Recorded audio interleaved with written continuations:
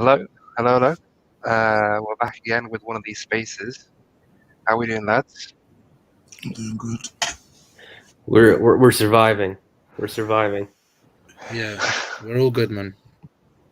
All good. So, as the title suggests, we're going to talk title race. I mean, CK will have some interesting views on who's in the title race, but we'll get on to that. We're also going to talk, the usual stuff: top four, Arsenal, United, maybe some Leicester chucked in there. Who knows? We're just going to vibe. It's not going to be that big a deal in terms of what we're going to talk about. But yeah, I think we'll start with how are we feeling about this international break? Because it sucks, man. It really sucks. I can't stand it. I can't stand these international breaks. You know what's so irrational though? Like, big up all the people in the chat. Thanks for coming. Sorry that we're late. That's totally on me. My grovelly voice.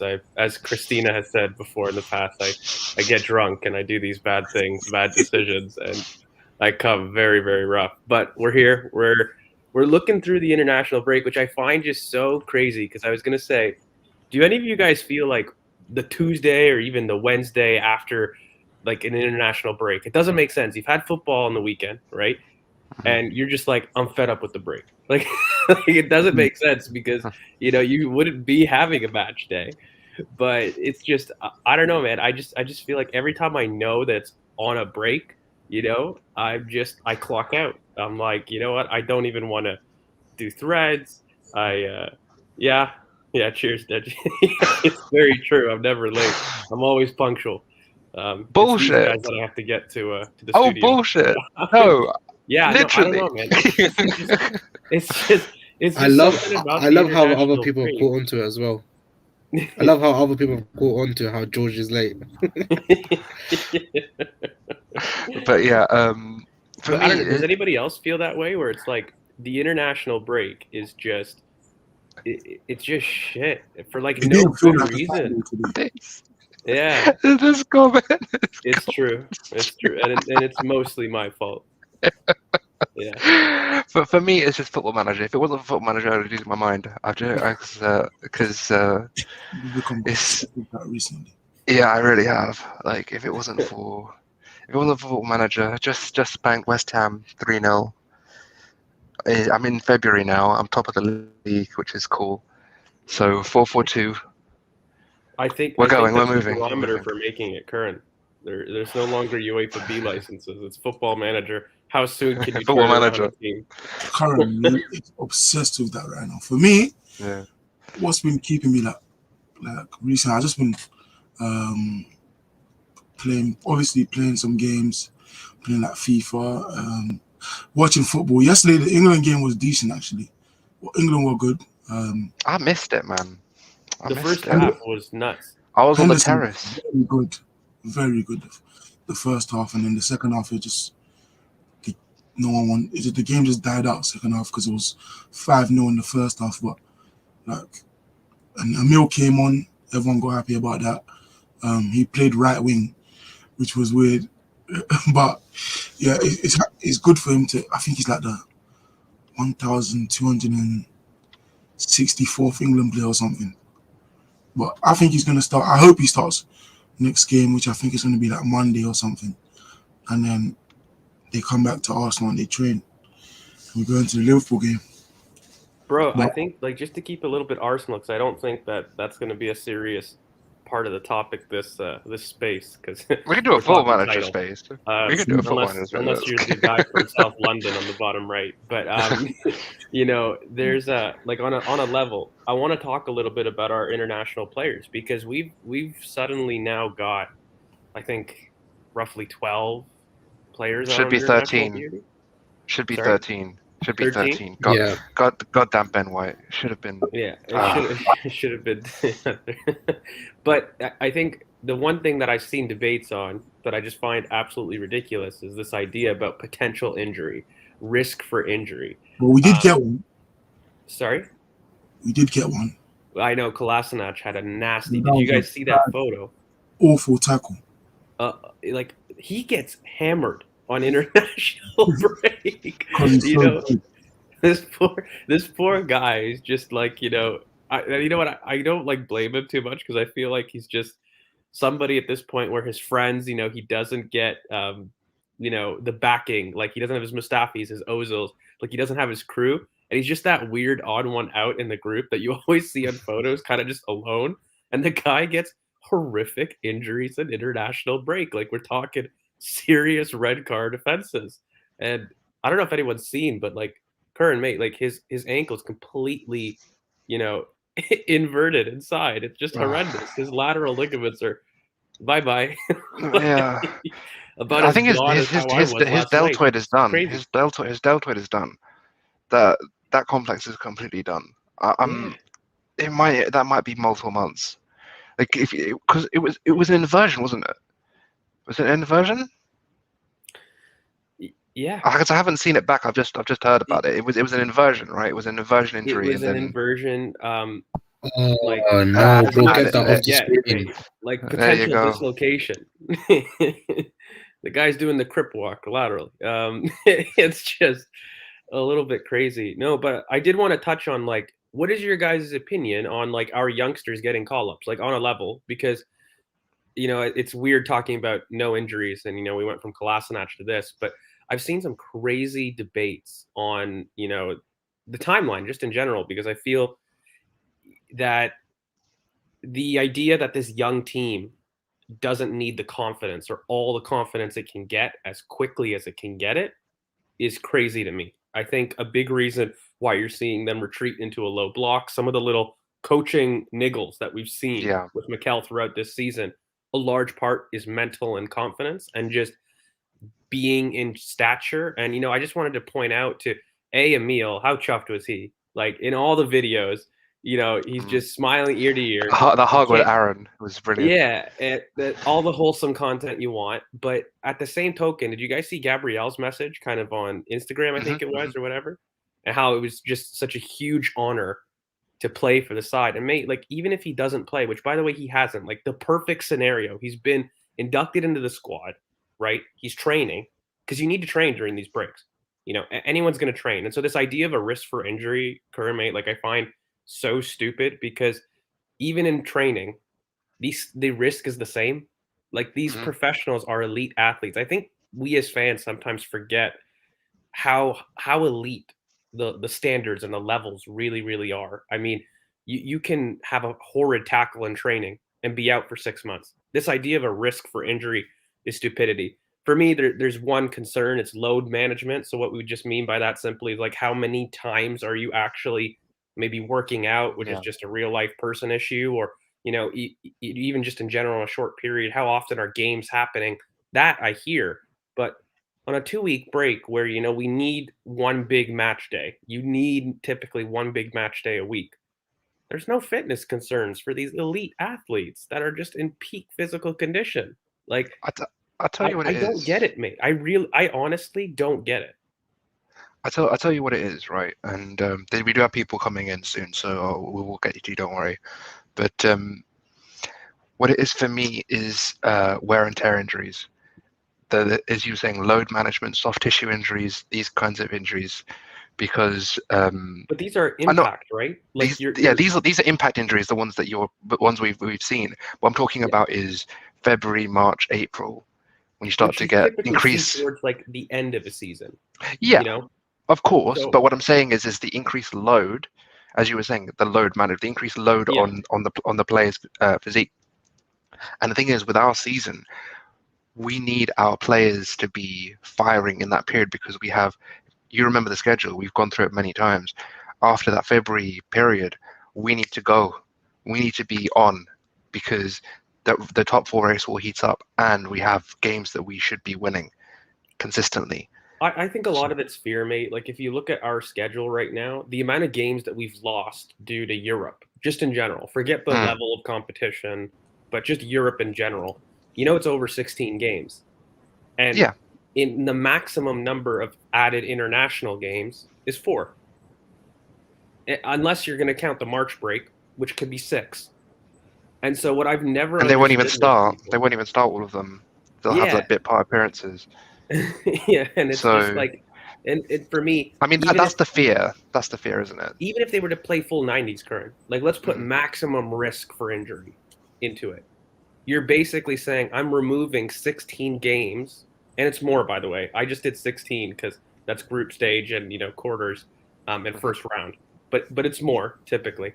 But let's remove 16 games, but like add 6, which is the worst case scenario. We still have 10 less games this season, maximally for any other player. Those 6 would already still be there if you were in Europe, though. That's the counterpoint. Potentially, but then at the end of the day, that's 90 minutes. That from a load management perspective, That the other players have as well. Yes. Yeah, but in a load management, like what I don't understand is internationals only ever add 90 minutes to the outside norm. That's 90 minutes. Like that's not that isn't enough to really cause the wear. The wear comes from the Christmas schedule. Just to buttress your point as well, is that the experience and the culture change that they'll have at international football is something that is different, can bring a new dynamic to, and can add a bit more confidence in players that are young as ours are. So it's I get the points that other people make. I'm with you, George. I'll be real. I think that the general positives outweigh the negatives. It's just I think we're bored. You know what I mean? I think we're just bored as football fans, and we're just worried because we have nothing to talk about. Before we do bring, because we've got 2 people coming in, I think, or 1 or 2, I'm not sure. I want to because did you see the Canada game yesterday? No, I haven't. I think the quality is really, really poor. So like I click to it if it's on, but no, I'm sorry guys. We'll definitely qualify, I think. But we're gonna be horrendous. Like we're gonna really struggle. I don't know. You've got some decent players though. You've got Alphonso Davies. Yeah, Jonathan David. Like there's Jonathan David. There's a couple. Bro, you know what it's like? It's like when your year 7s join the year 11 game. Jesus Christ. And they take your pitch but your ball, and you're just left there like, shit, how did we end up here? All right, let's do this. Do you want to get 1 or 2 in here at the same time? What do you want to do? 2. Bring in 2. Bring in 2? Cool. So welcome Tony, and welcome Marsh. I don't know if it is Marsh, but we're going to see. Marsh, is it you, mate? Yeah, it's me, and it's Mush, not Mush.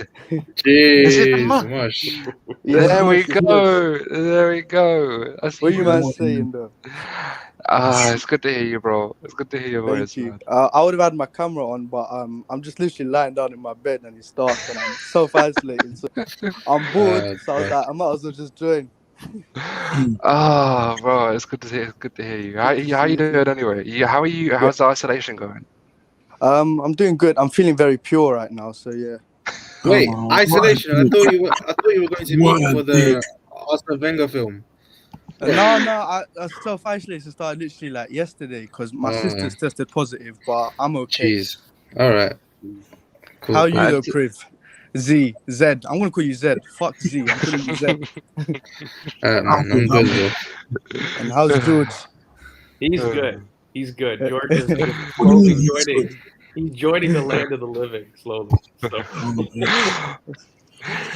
We got Tony as well. I don't think we've met before, but it's nice to have you on the stream, mate. Welcome. Cheers, Tone. Much appreciated. Thank you very much. So, what should we talk about first? Do you want to talk about the title race first, or do you want to talk about Arsenal first? I think Gerrard would be like a fun niche topic. Gerrard is a good. Let's work our way into the serious talk.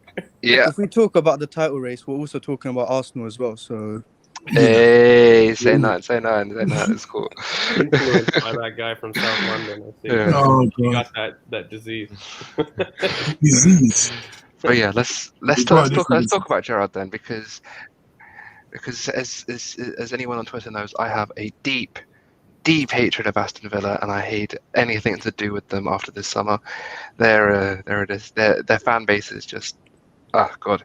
So the actual club, though, they've actually acted in a very classy way throughout this whole summer, so fair play to them. They've got a couple of things wrong.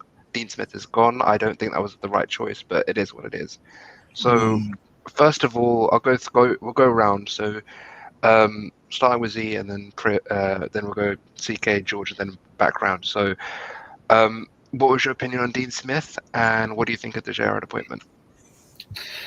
I thought Dean Smith should have got sacked like 2 seasons ago. I don't know how he's overstayed in this position for quite a long time. So that to me, is definitely surprising. But look, I'm happy in the way that he's performed this season with this Aston Villa team, because uh, like you, Karen, I hate this Aston Villa team. Despite Wendy, joining the team, that team for me was just I just hated every bit of it. So when we beat them 3-1, I enjoyed it with every single passion and bone in my body. Honestly, I felt it was like the North London derby for me. That's how big that game was for me, and I'm glad we beat them. But yeah, no, look, I'm happy like that. That Dean Smith got what he deserves and he got sacked. He should have got sacked 2 seasons ago, like I said. And Gerrard being the appointment, I think it's a good appointment. Like, it's in the right direction, because I feel like someone like Gerrard, he probably needs that bridge before he inevitably goes into the Liverpool job. I feel like that job is there for him when Klopp goes. So I feel like it's going to be a good bridge for him, and it'll be interesting to see how he tries and implements his philosophy there as well. He definitely has a blueprint. Like, he likes to play good football, which I feel like some of the young managers like Lampard doesn't have. So it'll be interesting. But essentially, I don't feel like they have the players to implement in Gerrard's philosophy. I do feel like they probably would need to go in and buy a couple of midfielders and probably a centre back as well to actually play the way Gerrard wants to play, and probably a winger as well, because I don't feel like they've replaced Grealish. What do you think? I mean, for me, it's both me and George know. I think CK would know as well. I think we all know there's one player that would work perfectly for Aston Villa right now, and his name is Husam Atwell. I think that's exactly what they need right now, because they don't have that dynamism off the left. But I don't think it'll happen. But he would be perfect for them. So they do need. I think they're very secure in midfield. I like that. I like John McGinn. I do like Douglas Luiz. He can be a bit suspect from time to time, but I do like him. I do think they need an interior, i.e. Hosamawa. I do like Buendia, but I don't like him in the middle. I would have him off the right. Danny Ings is Danny Ings, or Ollie Watkins off the left. If you don't have Hosamawa, I think that's how you line them up. Or have Watkins kind of drift in and then play 4-2-4. So it would depend. So I think it would be interesting to see, because off the left they have issues, and they kind of overload on the right for some reason. I don't really see Leon Bailey having that impact on the left. That he does. Recruitment, Current. It's the recruitment. It was what we feared. Yeah. Replacing Grealish, and the method that they chose to do it was probably the stupidest thing I've ever seen from any club. Like, you get they're over reliant on Mings as well. Like, the fact that they keep on relying on Mings, I feel like he's a horrific centre back. I feel like Konda and Hauser is probably a better partnership. I've got an irrational hatred for Tyrone Mings. I don't know why. Like, I need because he's a Minger. It's because he's a Minger, man. Anyways, beyond that, so go on, George. Let him go. CK goes. Listen, I'll put it to Chris, because we'll keep the order. I'll be a gentleman. But like, the one thing is just like replacing Jack Grealish with 100 million. It never works when you switch dynamics completely in a squad. So when you look at Jack Grealish, we had already mentioned in the summer, but progressing down the left and deep, by the way. Like, it wasn't just that Jack Grealish was a final third entry. He wasn't like a Sterling. He was very responsible for the first phase, even second phase progressions. And he literally was a one-man team progression monster for that team. And he did it through the left. And how they built it was down the right. They would be a little bit more conservative. And then you start recruiting players like your Buendias, your Leon Baileys, your Ings, and you end up trying to switch the dynamics to then progress via the right after your entire team was suited to the left. It was just a very convoluted way of replacing Jack Grealish. They basically looked at statistics and they football managered, how do I replace goals and assists, as opposed to progressive carries, which I think, in my opinion, was one of the stupidest things that they could have done. I liked some of their business, but in general, I was just a very big advocate of saying, listen, if you replace somebody on the left, build your team through the left. Stop this nonsense of essentially just picking names in exciting goals and assists and switch your dynamics. It doesn't make sense to me. But yeah, I'll give it to Chris before I lay the knowledge as they speak. Oh gosh. For me, Gerrard is a very good improvement on Dean Smith, who should have been sacked time ago if it wasn't for Grealish, because he finished like close to relegation, and Grealish saved them, and we saved them by losing to them 1-0. I think Gerrard is a very good coach and a promising one. He plays a 4-3-3, sometimes 4-2-3-1, but mainly 4-3-3. He presses in a narrow 4-3-3 as well. I think McGinn will thrive. Buendia will probably thrive as well, because he'll be used like Hadji, who was asked to come inside from the right wing, and either the right centre mid or the right back, Tavernier in Rangers, was responsible for the overlap. And I think McGinn will do that very well. I think everyone on the right hand side will benefit more, because they've bought to the right wing, which was dumb, but they did buy like 2 right wingers in Wendy and Bailey, and then bought Ings, another striker, which they didn't need. But Gerrard sometimes does go long. He used to use Kamar Roof as a backboard sometimes, and to run the channels, and that's very good for players like Ings and Watkins. I think he'll go Watkins on the left wing, Ings up top, and Buendia right wing, and play Watkins as a inside forward sort of, and just put like a 5 up top with the right back overlapping. But I think they needed a new manager because Dean Smith wasn't good enough, but their summer signings weren't even good enough for what they needed, because I think they needed a new centre back, a new left winger, maybe even a new left centre mid, and a new left back, because Target was more defensive, just to cover for Grealish. You need an overlap there.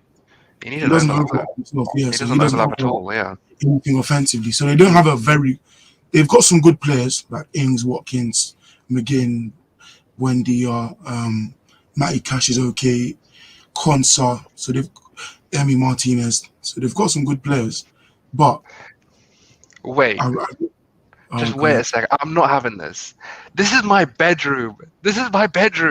There is my bed. Fair. This is my bedroom. I'm not having this. This is my bedroom. I'm not in my bathroom. I'm with Fanatic. I thought there was a little bit of a poo going on there. Oh, Jesus Christ. Jesus Christ, man. But This is my bedroom. They really wasted 100 million up front. Like, yeah. If any other, like, it goes to show what, like, people were overestimating clubs like Newcastle, because you can have all the money in the world. Like 100 million up front last summer was a massive thing, because you could buy whatever you wanted. You could literally buy whatever you wanted, and they completely wasted it on the wrong things. And it's a luxury not many that more clubs are getting nowadays, and it just goes to show that money isn't the only thing. Like, a plan is much more important than money. And quickly though, like, let's see how Newcastle do next summer, because a lot of people think they're just gonna spend as much money as possible and then go straight to the top. But Villa and Everton, I've showed you that all the money in the world, it doesn't take you to the top. But you're going. Mate, you say Villa, and Everton, but United. Look, this idea that spending money or financial power is equal to success is probably one of the most stupidest things I've ever seen in my life.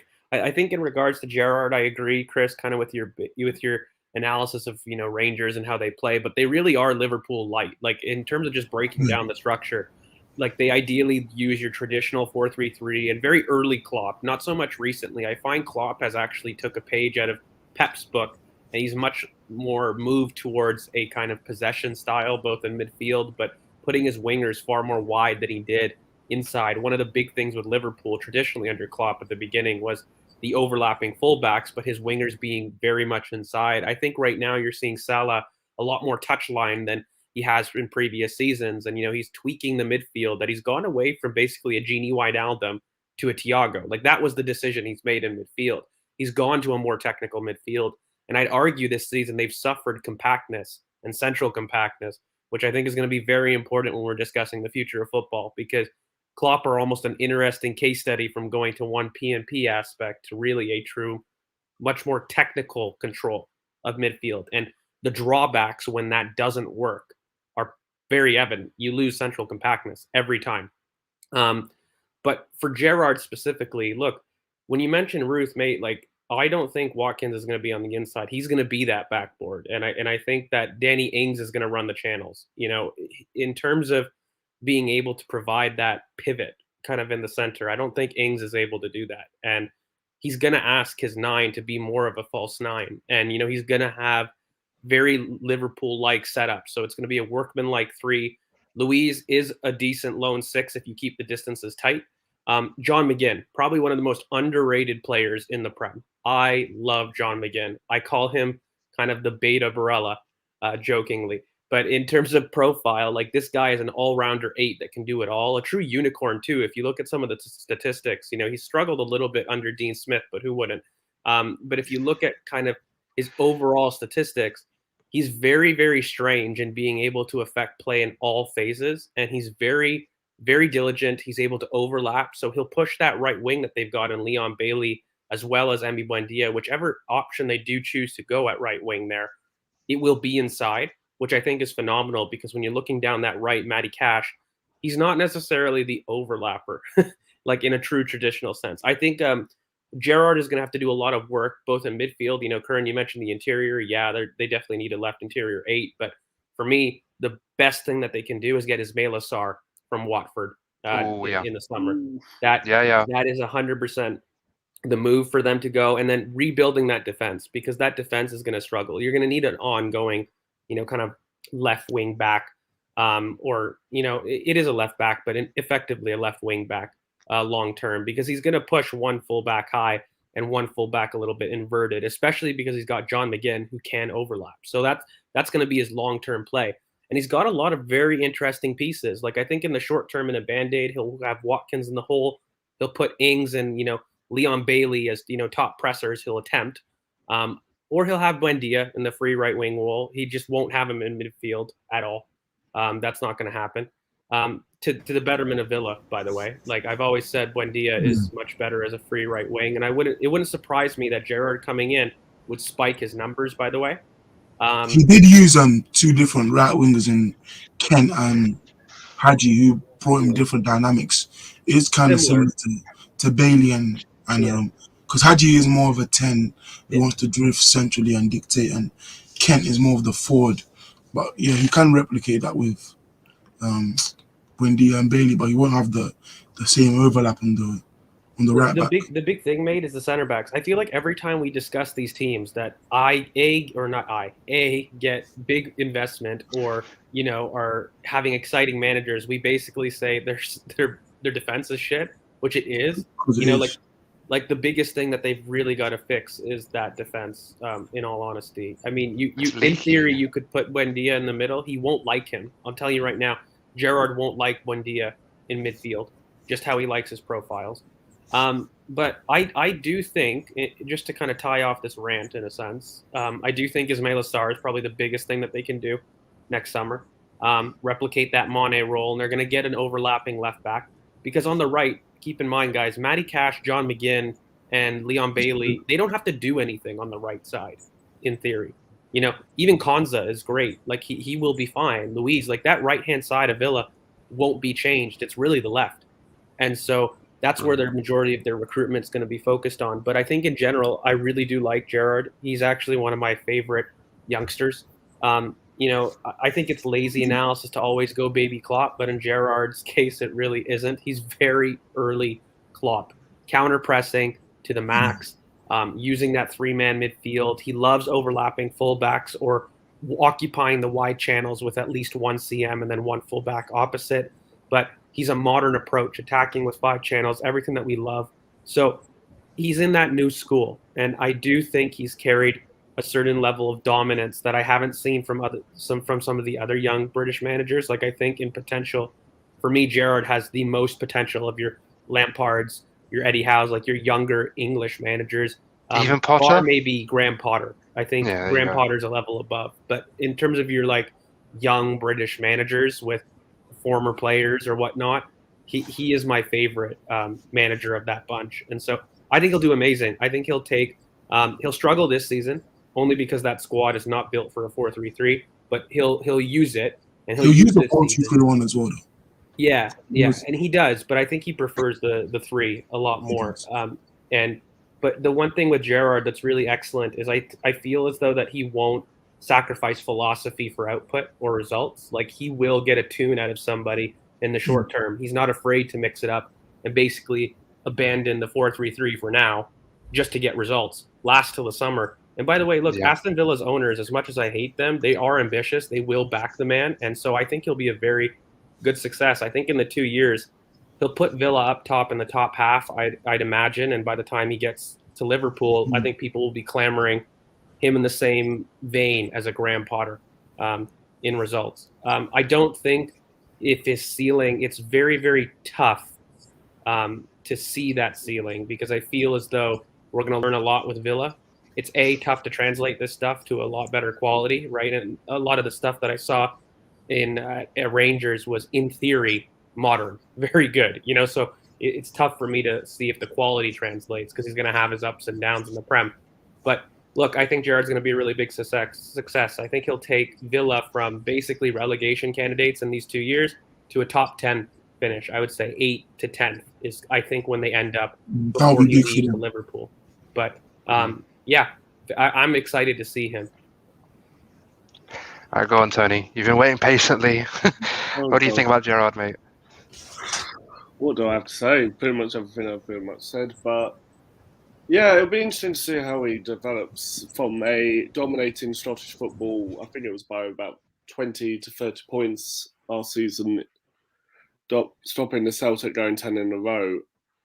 And you can't. I was listening to a few hours ago when Jamie Carragher was asked, is Aston Villa a stepping stone for him? Like, ideally, I would say it is, but the vibe, I think they are ambitious, as George has said. They are very ambitious owners. They are obviously wanting to get the fans back on track. They obviously do need to strengthen, but I know I'm going to probably get slaughtered for this, but you say you need an overlapping left wing back, but they do have Ashley Young still as depth. I know he's 36, 37, I can't remember now, but maybe as a short term, maybe he could result to him. I mean, he could. I mean, the ability is there. He has done it in the past. So, I mean, with Ashley Young, it's more of a case of how much can you get out of it, and how many games can you get out of it. I mean, if you're talking about something short term to January, maybe you can try and find someone in January and sort of do some business, maybe. But if you're talking for the entire season, there's just no way. No, I was actually thinking as a short-term fix. Yeah, no, it's possible. It's possible. He did it at Inter as well. Well, the one person I do see, and I know is kind of unlikely, but maybe pinch off Rangers, get the James Tavernier. Like, he dominated under Gerrard. You could go with Enes Hadji. You could go with... Every manager wants their general, right, Tony? Like, in terms of a team, you need a signing that's, like, your guy. And he was the captain. Yeah, like Tavernier was captain of Rangers. Like, he could be that lead, because I feel like they did lack leadership as well with Grealish gone. I think, wasn't it Tyrone Mings is now their club captain? Yep. I don't think he has got the leadership qualities that Jack Grealish had. He obviously he was the academy star coming from 6 years old, knows the way around Aston Villa.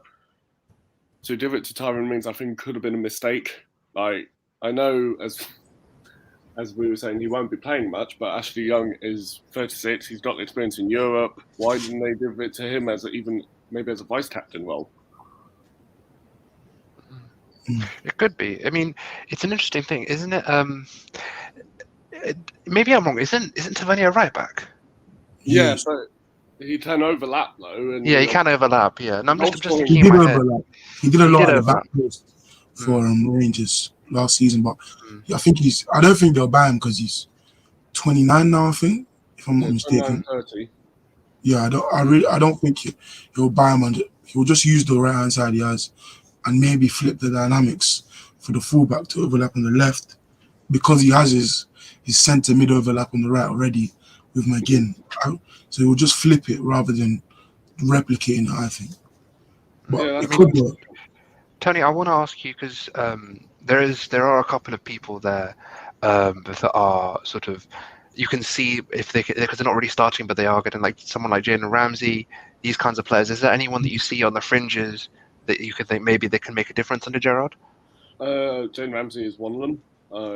I would say maybe, I know like you've got the Ingses and the Watkins, but what about Cameron Archer? I think he could give a good shout from the academy. Yeah, that is a good shout. He could also use Carney from the academy. I'm thinking what position he plays now. I think he's more of a midfielder. He's only 18. I know Dean Smith did give him a few games in the cup. He did also play against Brentford, and he did prove. I don't know his surname. I don't want to pronounce his surname. So I get it wrong. But I think there's a few academy prospects that they could go and turn to. Yeah, I mean they do have a squad that is it's a very weird squad. I think. I mean, I'm going to put up the comment because I still think it's hilarious. Their recruitment was rubbish, and we went through this period where in August, when before the ESR contract got signed, Villa have overtaken us. They're going to finish in top 4. Everything is over. Woe is us. Let's just throw in the towel already. Everyone leave the Emirates. We're done. Close it down. So, we trying to get Smith Rowe was pretty much the best they could do, because he is someone that you could actually use off the left. I said it off the time. I don't blame them for doing it. No, I think it's neither. one of the smartest things that you could do. I just think we as fans were idiots, even thinking that he would do it. Yeah. Sorry. We were idiots or are idiots? Because I think both are still in play here. Potential idiocy does have a short, half-life at times. I hope, but no, it's just I think I don't blame them. I think Villa, but them targeting ESR though for me shows that they're ambitious enough, and also their summer did show in terms of the mid-table clubs. They probably have the most financial muscle, or at least willing investment from their owners. So in terms of them breaking the mold there, they can do a lot of interesting things. And I think that Gerrard is somebody ambitious enough that he can also pull somebody that you may not be able to do. So I don't think he'll go quite ESR level, but if they maintain that level of ambitious drive, they've now got a manager that can pull a surprise name like that. Just pure reputation. Like Crystal Palace did in the summer, where they got these young ballers who have really changed how they were, like how the club have been for years. And that was Vieira, and Gerrard has proven more in the game, like going invincible with Rangers and just doing well in Europe in general, to be able to bring players in. Yeah, I mean, for me the thing is I respect their projects and I respect what they're doing, but guys, they were saying let's get Simeone, let's get Ten Hag. I'm like, bro, come on. I respect their having ambition, and there's someone just said it here. It's all well and good being ambitious, but let's just I feel like when you're a smaller club and when you try to become ambitious, you definitely need someone behind you that actually knows their way around, like recruitment. For example, like a good director of football would have been great, like an Eminalo, like a Overmars. That's the only way. That's the only way. Like you can actually, get your way around back to the top. Like Leicester did. Leicester had really good recruitment, and they had very good scouts, which unfortunately have been, some of them have been poached by other clubs.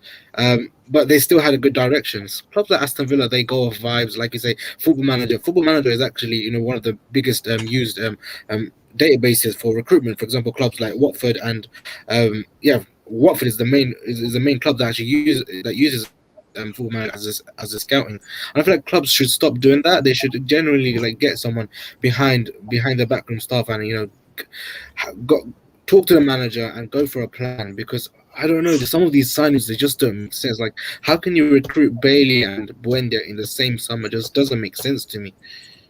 Yeah. It doesn't. When they wanted Emil Smith Rowe, I saw it. I understood it. It was like, okay, he's a man for man replacement for Grealish. But the minute they moved away from Emil Smith Rowe when he signed the contract, they signed Bailey. It just didn't make sense at all. It is real. That is a real thing. Watford were I'm not sure about Ollie, because Ollie would have understood what a 43-1 is and how to play it if he played Football Manager. But Watford did it to the max. They bought all actually they even used FIFA at some point. They bought all the crazy like FIFA players that you call them like beasts. Yeah, Barbo's the main Barbo. They bought Victor Barbo on loan. They also got Emmanuel Dennis, who is Dennis is very good on FIFA. But he's been decent with him. Look, ultimately, guys, I think when we look at football decisions, the one thing that you want to take away, and I think when you look at title challengers, just to kind of loop this video that we're going to start to see, the biggest reason I have my title challengers later down the line is you're looking at a club that's matched due process with due outcome. And so what I mean by that is just proper footballing decisions at your structure level. A big reason why the boys here on BoP, why we're so confident on not just Mikel, but, kind of the really the entire structure and team behind us is because we've done so well at the back room to sort our house in order there. And I think a lot of these clubs don't do that enough. I think your Evertons, your people that want to become ambitious from a middle table kind of club to start to contend with basically the top six, they make the leap in managerial or starting 11s, wrongly assuming that they don't fix the background staff first. And I think you have countless examples of that happening. We know that Everton is the biggest one. Your club ethos with it, but you need to make smart footballing decisions. And I am a big believer, you don't need money to clear positions at the top of the table. I really don't think that, money and financial backing equates to success. Smart footballing decisions equate to success. And it only takes a couple of those. And, that's true in life, guys. Like when you make business decisions, when you make professional decisions, all it takes is a little bit of smart decision making and you can propel yourself up to another level. And I just don't believe that opportunity and just kind of success essentially is given. It's definitely hard work. And look, I'm excited to see what Gerrard can do, because I really do think we've got a young manager right now that I think deserves the British hype. Like I've never bought into the whole Lampard idea of a structure, but I feel Gerrard, who by the way is older than Mikel, but I just thought I'd throw that in there. But the young portion of him, it is exciting in terms of structure. And it'll be nice to see a PNP version of a Klopp Liverpool light, because I think people are going to have to struggle with where's football going.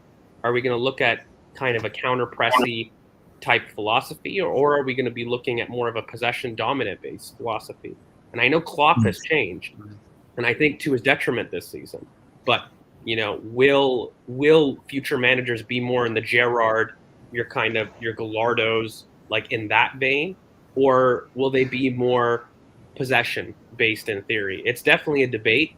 I don't think that there's going to be one or the other, but I do believe, and I've said this in the past, that the counter-pressy Gallardos are going to be the ones, and your Gerrards too, who are that in Jesse Mark, etc.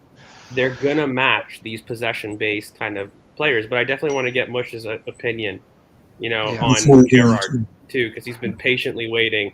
I'm sure the jokes are flying, mate. Very, very patiently. I even went and did a buen diarrhea in that time. But, my guy is here. I'm so happy he's here. All this nonsense. I'm so happy he's here. I'm actually so happy he is here. I love that he's here, but it's bleeding my ears. I think I bring a balance to this. Me and Current and George, Zed, and CK getting angry, bring a nice balance. Anyways, now let's be serious here. I think with Dean Smith, they had to sack him. Like it was just a matter of when. And I think people look at their next 5 games and go, "Oh, they shouldn't have sacked him. They've got their next 5 games are hard. Gerrard needs time and things like that." But I think it's perfect. Because as we said, they've they've built the squad very, very poorly. So in the next 5 games, it will give Gerrard a more like better insight on who he needs to get rid of, who he can keep, work around, and things like that. And I don't know if you guys remember, but yesterday there was I think it was a graph, financial fair play graph.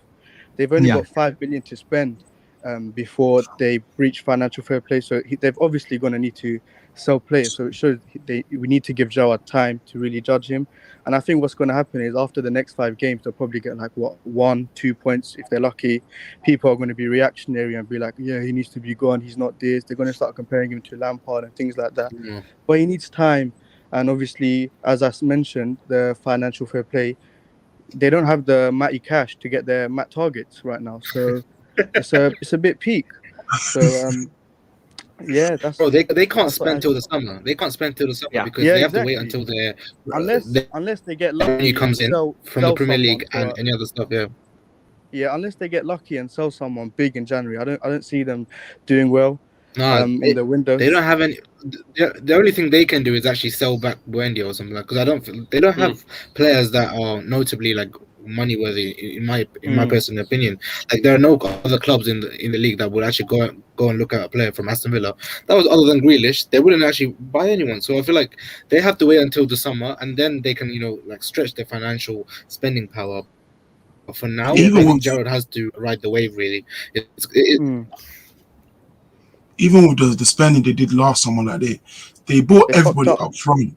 They bought everybody up front. It's never like they structured deals or anything. They paid like 33 mil up front for Buendia, 30 mil for Ings, and like 25 up front for Bailey. So all their money from that they got up front, they spent it. So they didn't even spend well, but they didn't even save any money, which is why they're so close to financial fair play. It just shows it the was hierarchy stupid. isn't smart. They're just not smart, and they need to give Gerrard control I of think everything. I think they should have had a backup plan because obviously their number one target was clearly Smith Rowe. And by the way, Smith Rowe isn't a Grealish replacement; he's a Grealish upgrade. I just want to put that out there. He's an upgrade on Grealish. So all this, he's replacing Grealish. No, he's not. He adds He's a lot more. upgrading them. He would have made Villa a top 4 contender. Just want to put that out there. But yeah, I think they really fucked up their summer, and it's just going to cost them throughout the season, regardless of manager. But if they can give Gerrard the time, and they need to know that. I think people are going to move reactionary after these next 5 games, but it's clear he needs time because of how poor the squad was built in the summer. Yeah. And how much money they have to work with this season. So it starts from next summer, and I think next summer they should aim to have a summer like we did last summer, not the summer that just went, the summer we bought Gabriel and Party, where it should run like a net spend. So whoever they sell for 30 million, they buy someone else for 30 million. So I think that would be a smart way of doing their business. We'll have money, bro. Don't worry about that. Let's not talk about Arsenal. We've got plenty of time for that. Yeah, you know what I'm thinking. Look, everyone knows I love Thierry Smalls. They should go to Southampton right now, poach that boy who hasn't had minutes, and get his name. Yeah, and you can get that, but yeah, I don't know. I think they've got talents in midfield. To be fair, like their academy lads. They've got Carney and Ramsey are their big talents. Who are Carney's 18, I think.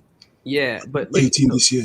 But the one thing, mate, with Gerrard's midfield, it is more workmanlike. It is such baby Klopp. Like it's not that they need that thread of the needle type of 8. They don't necessarily need that. They need somebody that's going to keep the distances tight and can release their outlets. And to be fair, Watkins is going to do a lot of the work creatively, kind of in that zone anyways. He's going to make the ball stick and really send people over. So I think the best thing that they can do, really recruit a strong left back that is overlapping, that's very, very good at keeping the width. You could be really tactical and convert Dwight McNeil, which could be an option down there that could help you change things into a 3-4-3 if you want it, very easily with a simple sub. Like you could do those weird things, but I still kind of am a big fan of go smart, Thierry Small, you know what you're getting, overlapping left back who's just a physical dominant monster. Add Ismail Lassar, again, another physical dominant monster. Then you start to emulate the pre-Klopp era very, very quickly. I think I spoke to a Villa fan yesterday at work, and he was telling me like he doesn't. The biggest problem with their midfield is apparently also they look at someone like Douglas Luiz, and they say they don't rate his work rate at all. Apparently, like, and this is why they even feel like he needs replacing, or they need someone that can actually, have the work rate in midfield, because apparently it's one of the biggest problems for them as well. So this is why I feel like, they probably do need like a couple of signings in midfield, and also, they need a winger as well. Like, what do you think? I think what's smart, mate, for me, I would look at the strategy, recruit in the league, but recruit from relegation candidates. And I know people are going to be like, why? But the thing is, for me, they need immediate impact, and they need people within the league that, you can guarantee. Midfield, for me, is one of the biggest question marks in terms of EPL adaptation that you can really have. And it's because the pace of the league and the transition nature of it is so much. It's so two-way that I think Luiz, look, his work rate isn't amazing, but I think on the totem pole of priorities, I would be surprised if they put him kind of at the top of the list. I think selling one of their right wingers to fund just a superstar kind of defense is probably the way to go. That's what I would do if I was them, especially at the back too, because like they're shocking. Centre back, because I think Mings is shit. Honestly, Mings is only rated because he's left-footed. Mings is bad. He's only rated because he's left-footed. No, you're not wrong, bro. You're not wrong. Do you know what would be unreal, guys? So they do what I was saying with Ismail Assar, but their big ambitious signing is Lewis Dunk, and people are going to be like, why? He'd be like 40 though. Yeah, I know, but that's their ambitious signing, like their big money signing, because they're going to give one to him, and I would imagine it's in the 30 to 40 million pound range. And look, I think if a top 6 club came for Dunk, he'd be more in the 50 million, to be fair. I rate Dunk. But for me, that would probably be the best thing that they could do, because look, Konsa's an excellent ball playing center back, and I'm not a big fan of Mings at all, but the one thing in theory is he's supposed to be good at aerial duels. Like, that's the theory. He's not. But, in theory, he's supposed to be good at them. And for me, getting somebody like Dunk, who's just a huge leader, Gerrard would love that. Like, he needs his pillar. You know what I mean? So I think getting a captain is going to be very important for that. Because he did have Leon Balogun, who was his aerial duel monster. Yeah, and we saw that in pre-season. Yeah, but he needs his left centre back to be. And I'm thinking in the league, who can you recruit that is in that mold? There's not a better left centre back he could buy in the league. No, Pablo Mari. yeah. According to YouTube, it's William Saliba, which I saw a video today with. That was mad. But yeah, I had to go. I had to go sort something out, but I'm back now. So, I was hearing someone talk about Douglas Luiz as well, wasn't it? Saying lack of work rate, etc.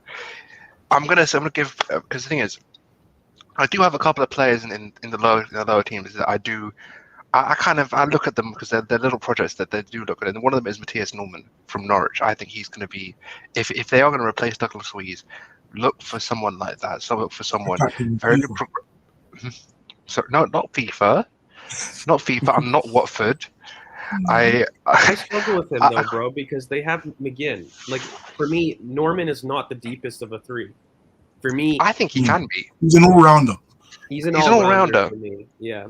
For me, like if I was Villa this summer, and because they were gonna keep the 4-2-3-1 and play McGinn is more advanced in the pivot, I would have got Kamara as my first.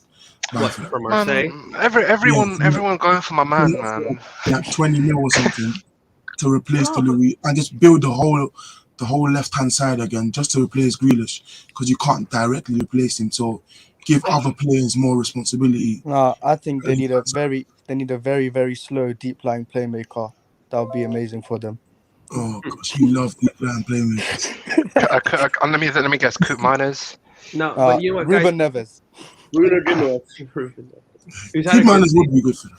Look, to be honest, guys, I think the big thing though is there's a lot of good DMs on the market that are very young, exciting.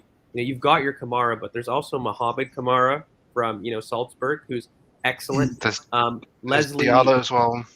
Yeah, there's Ibrahima Diallo, who everyone knows I love. George can't say Leslie's surname.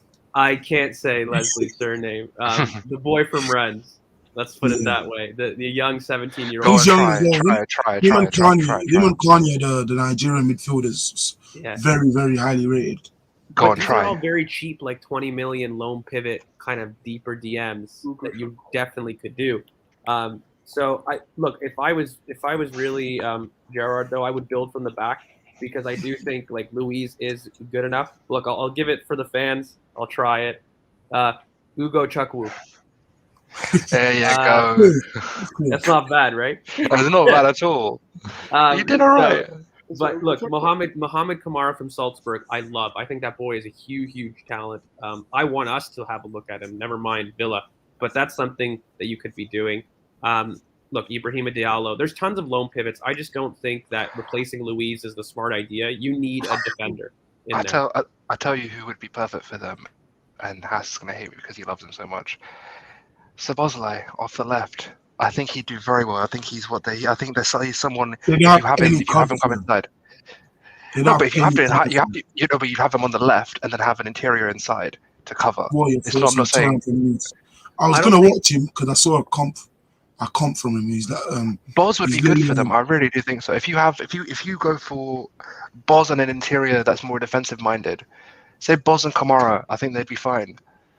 No, the issue is how Gerrard likes. Like again, he's very baby Klopp, and he's going to use his wingers as inside forwards. Yeah, and pressing from the Boz front. Boz doesn't press as well. That's the thing. You're right.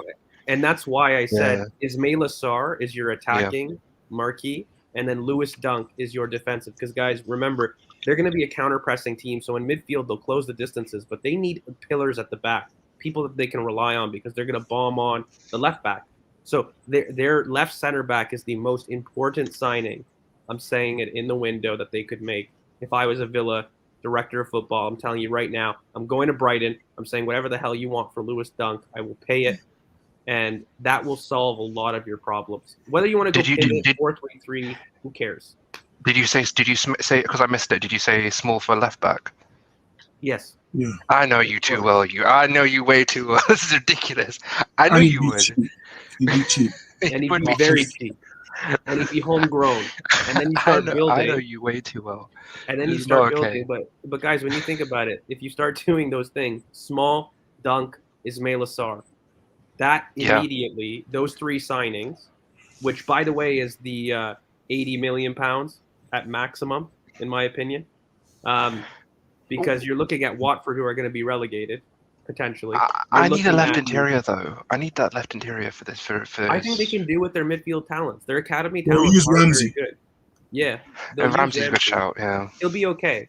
I would make the concession in midfield, just to solidify that defense and that left back that they really need. And of course, Ismaila Sarr, you could replace with one of the right wings. Like I would get rid of Buendia, same. and use that money to buy Ismaila Sarr. No, not even a dig, but like he preferred Kent. Yeah. And Kent became the man for him. So yeah, what's his name? Bailey replicates that a lot more. You're completely correct in terms of Newcastle. I think any smart director of football is doing what I'm saying, not just Villa. Yeah, they could get Sarr as well. But before we go into the title challenge, for me, I saw him. He's Lilian Thuram's son, so people are talking about him. I think he's like 18, 17. But I'm gonna need to watch him. He's a DM, but. Yeah, I saw a comp of him and he was good. Do you want to do title race first, or do you want to do Norwich first? I couldn't give a shit about Norwich. Well, they're getting Dean Smith. That's all I know. Oh yeah, they're gonna get Dean Smith and get relegated. Yeah. Well, I think he's a good manager for them, to be honest. Like he did very well with Villa at his start of his Villa career. Like he got them from I think 15th to playoff winners, so we got them. Yeah, but Norwich themselves aren't good, and the teams around them probably are better than them. Like even Watford have more of a chance to stay up. So, regardless of who they got, I thought they were going to get relegated. Watford, look, everyone knows that Watford, like in my opinion, they definitely, like in my predictions, they're up just because of goal scoring, in my opinion. But like they're all in there, you know what I mean? And I think what's odd is I actually see the relegation teams already emerging, which is tough to see, to be honest. Like I think it's one of the earliest. Wow. If Yeah. because we're looking at this comments on this, like, you know what? Let's just do a relegation talk for a bit, because there's people waiting as well. Because I want to make sure we rotate as well. But in terms of Watford, bro, who goes down? If Watford stay up, Brentford. Watford might stay because of their goal scoring potential with Ismaila Sarr and Joshua King. If they're fit for the whole season, they will give you goals. And even Hernandez is doing well off the bench. Dennis, Hernandez, they're scoring goals for them. So Foster looks okay despite the constant disrespect of Watford fans think he's doing for their team, but he's having a good season for his. The thing is, I try and go to nearly every home game for Watford, as that's my local club. Same. Fair enough. I've been to about 4 or 5 games for Watford under Zico, and I went to the 5-0 loss Liverpool, but. They do have a good enough side to stay up, in my opinion. Like, they do need some midfielders, not just go for aging. For Brentford, there couldn't have been a bigger loss for the way they play, apart from maybe Tony. Raya was the biggest loss they could have done. Ever since they lost him, they look completely different. It's like us losing Ramsey. Yeah, it would be horrendous, bro. Danny Rose, I was on that side. I was on that side the second half because I was up a tier. Look at Chubby. Saka killed him. I was up a tier, bro. My little chubby chaser, Danny Rose. He looks. I was in that second half with Saka coming out. Our first 15 minutes, Saka went past him again and again and again. It was beautiful. I had the premium view for it. It was actually so nice to see. You guys ever remember those like little toy, you used to soak them in waters, but they're like little dinosaurs that used to like blow up. Yeah. Like expand a bit. It just looks like somebody's like rounded out Danny Rose in all areas, just looking plump. He was getting a lot of chubby chaser about being. People are calling him a chubby chaser in my block. So that's what I'm saying. He's been awful this season, man.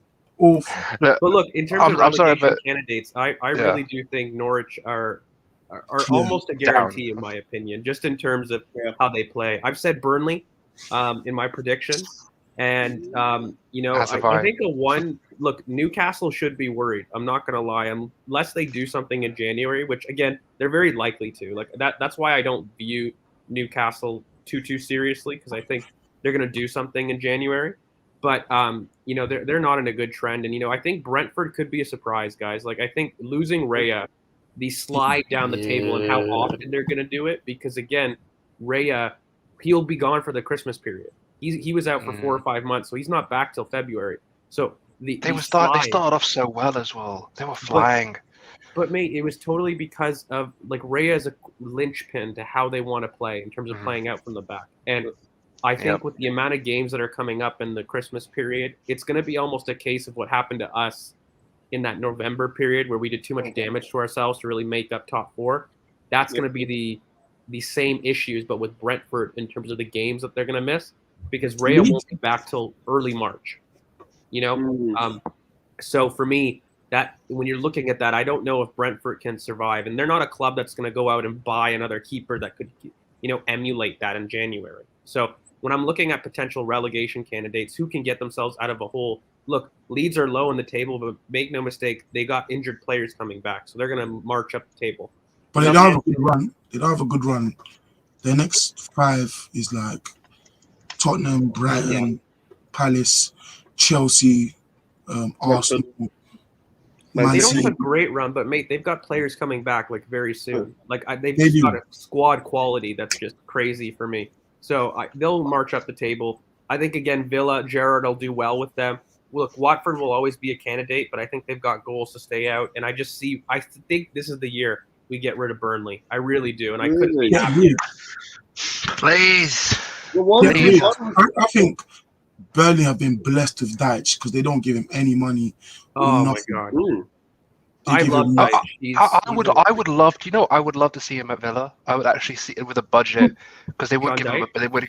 Yeah, I would love to see him at a club like Villa, like mid-table, bit of a budget, some ambition, just see what he can do. Because He would suit Burnley. Villa, to be fair. Okay. Oh, by the way, I've He just seen needs a something bigger club. on the in the comment. I need to. This I was didn't a see it. bloody travesty. This was Oh, I saw oh the my god. comment. Oh my. Oh. I saw the comment about Lukaku Oh. killing Ben White, but he didn't play. But that's the only thing I saw. Oh But no, I no, but want to go to that's it. much That's before it. That's maybe it. we I want Yeah. to go to much before we maybe move on to title talk, and maybe we'll do some comments too and questions from there. But mate, relegation candidates, Mush, what are you saying? Like, who's your top two? I won't give you three because that's putting you on the spot. But who do you think are going down? Definitely Norwich or how do you say it, George? Norwich or whatever. They're definitely getting relegated, and generally think Newcastle are in for a shock. But I'm hearing they're getting 200 million budget in January, and I think this might be a surprise. I think Southampton.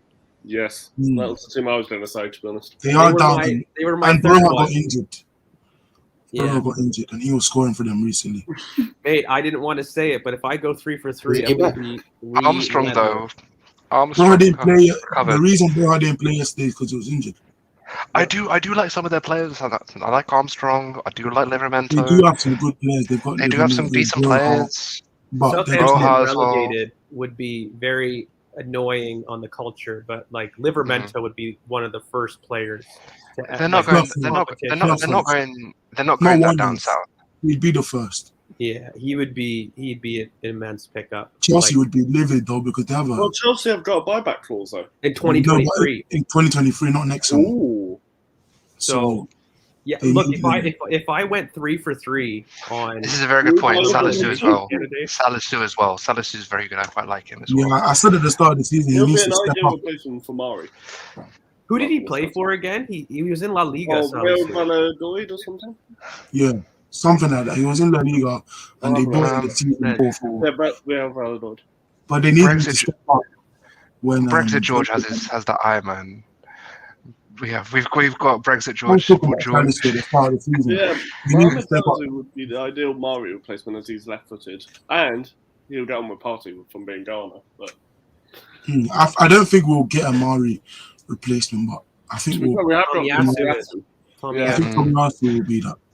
I still think it's if we do get Kamara, it's Kamara because he can also slot in at left centre back as No.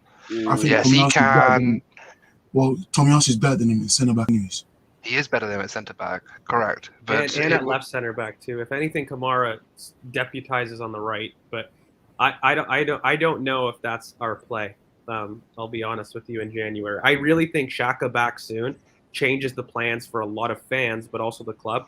Because look, that guy, it's a rarity that he got injured. Let's have it right. Like that guy never gets injured. And I Mr. think, Durable.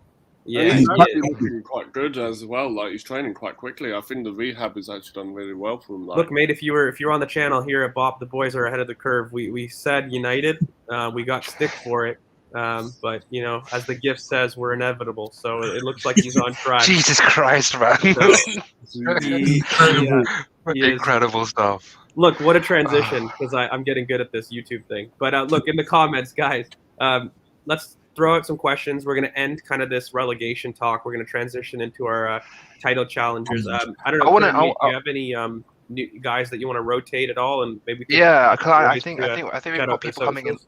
Yeah, both of you guys, make sure you shout your stuff because I don't think I've interacted with you, Tony. But I'll follow you now because that was a class conversation. But just shout out your stuff and just before you go, because thank you for coming on. I appreciate it a lot. well, it's T-Leroni AFC on Twitter.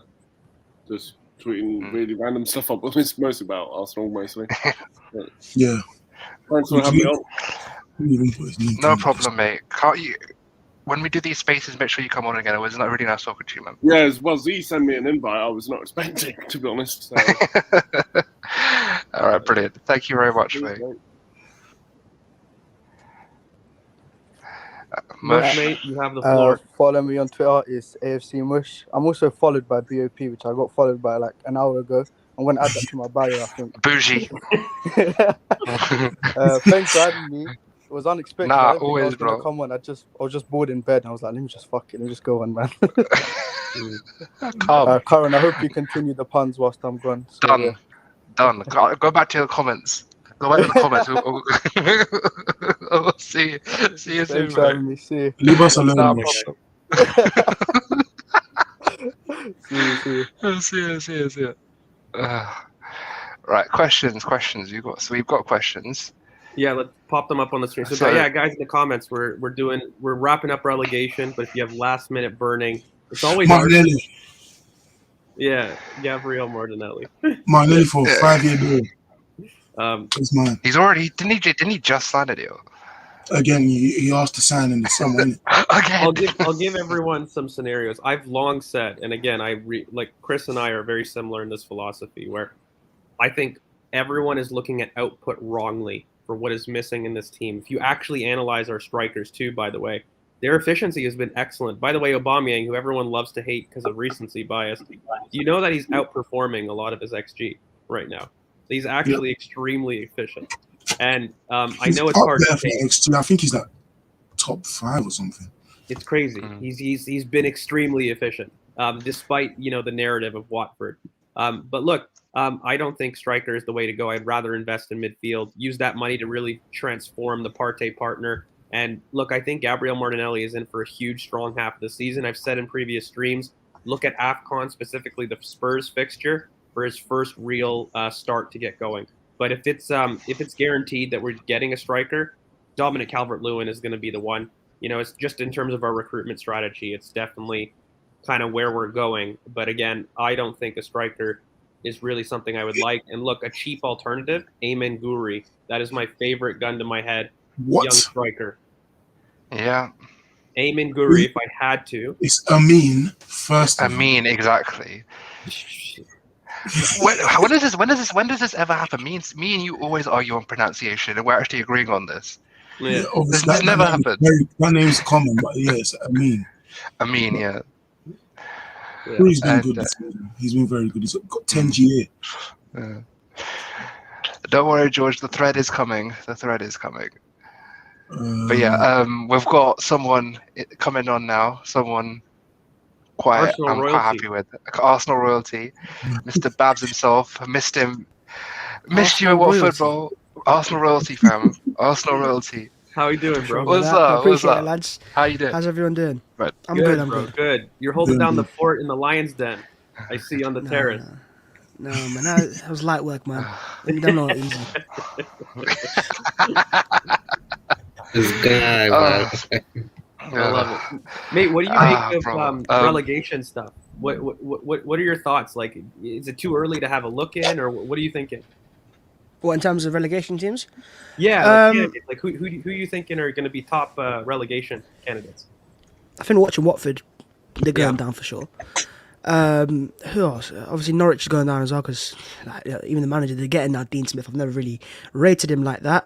Apart from that though, I mean there's a few teams, Newcastle ones that stands out, but I don't know if they get a proper manager, you just never know. And they've got some good players at least, Callum Wilson, Joe Willock. So I don't know. I think if I was to say right now, I'd say those are the 3 teams, but I'd expect Newcastle to get better, and just hopefully if they get a better manager. Yeah, what do you make of Gerrard too, mate? Like we were just debating kind of earlier on the pod. I think the boys think he'll do well, but can he get the time to really show it? I think, look, I've not watched Gerrard's Rangers play as much. I think the only game I've actually properly watched was the pre-season friendly against Arsenal. So I can't really judge him on that. But I've heard good things. I've heard that he's good, well-organised manager, and look, he will be disciplined. But my thing is, I'm not really a fan of that Villa team in the first place. Like, the balance in that squad for me, I don't really rate it like that. So looking at that team, I just think Gerrard will do a good job. But what is that good job? Is it keeping them up? Because they'll stay up. But is it then fighting for Europe? Because I don't think they're gonna make that push with West Ham's and Leicester's as well there. So maybe a top half finish will be a good finish for Gerrard and Villa, even though their fans thought they might got top 4. I mean, okay. But yeah, I think they could probably get in the top half, just about sneak into 10th, maybe 11th.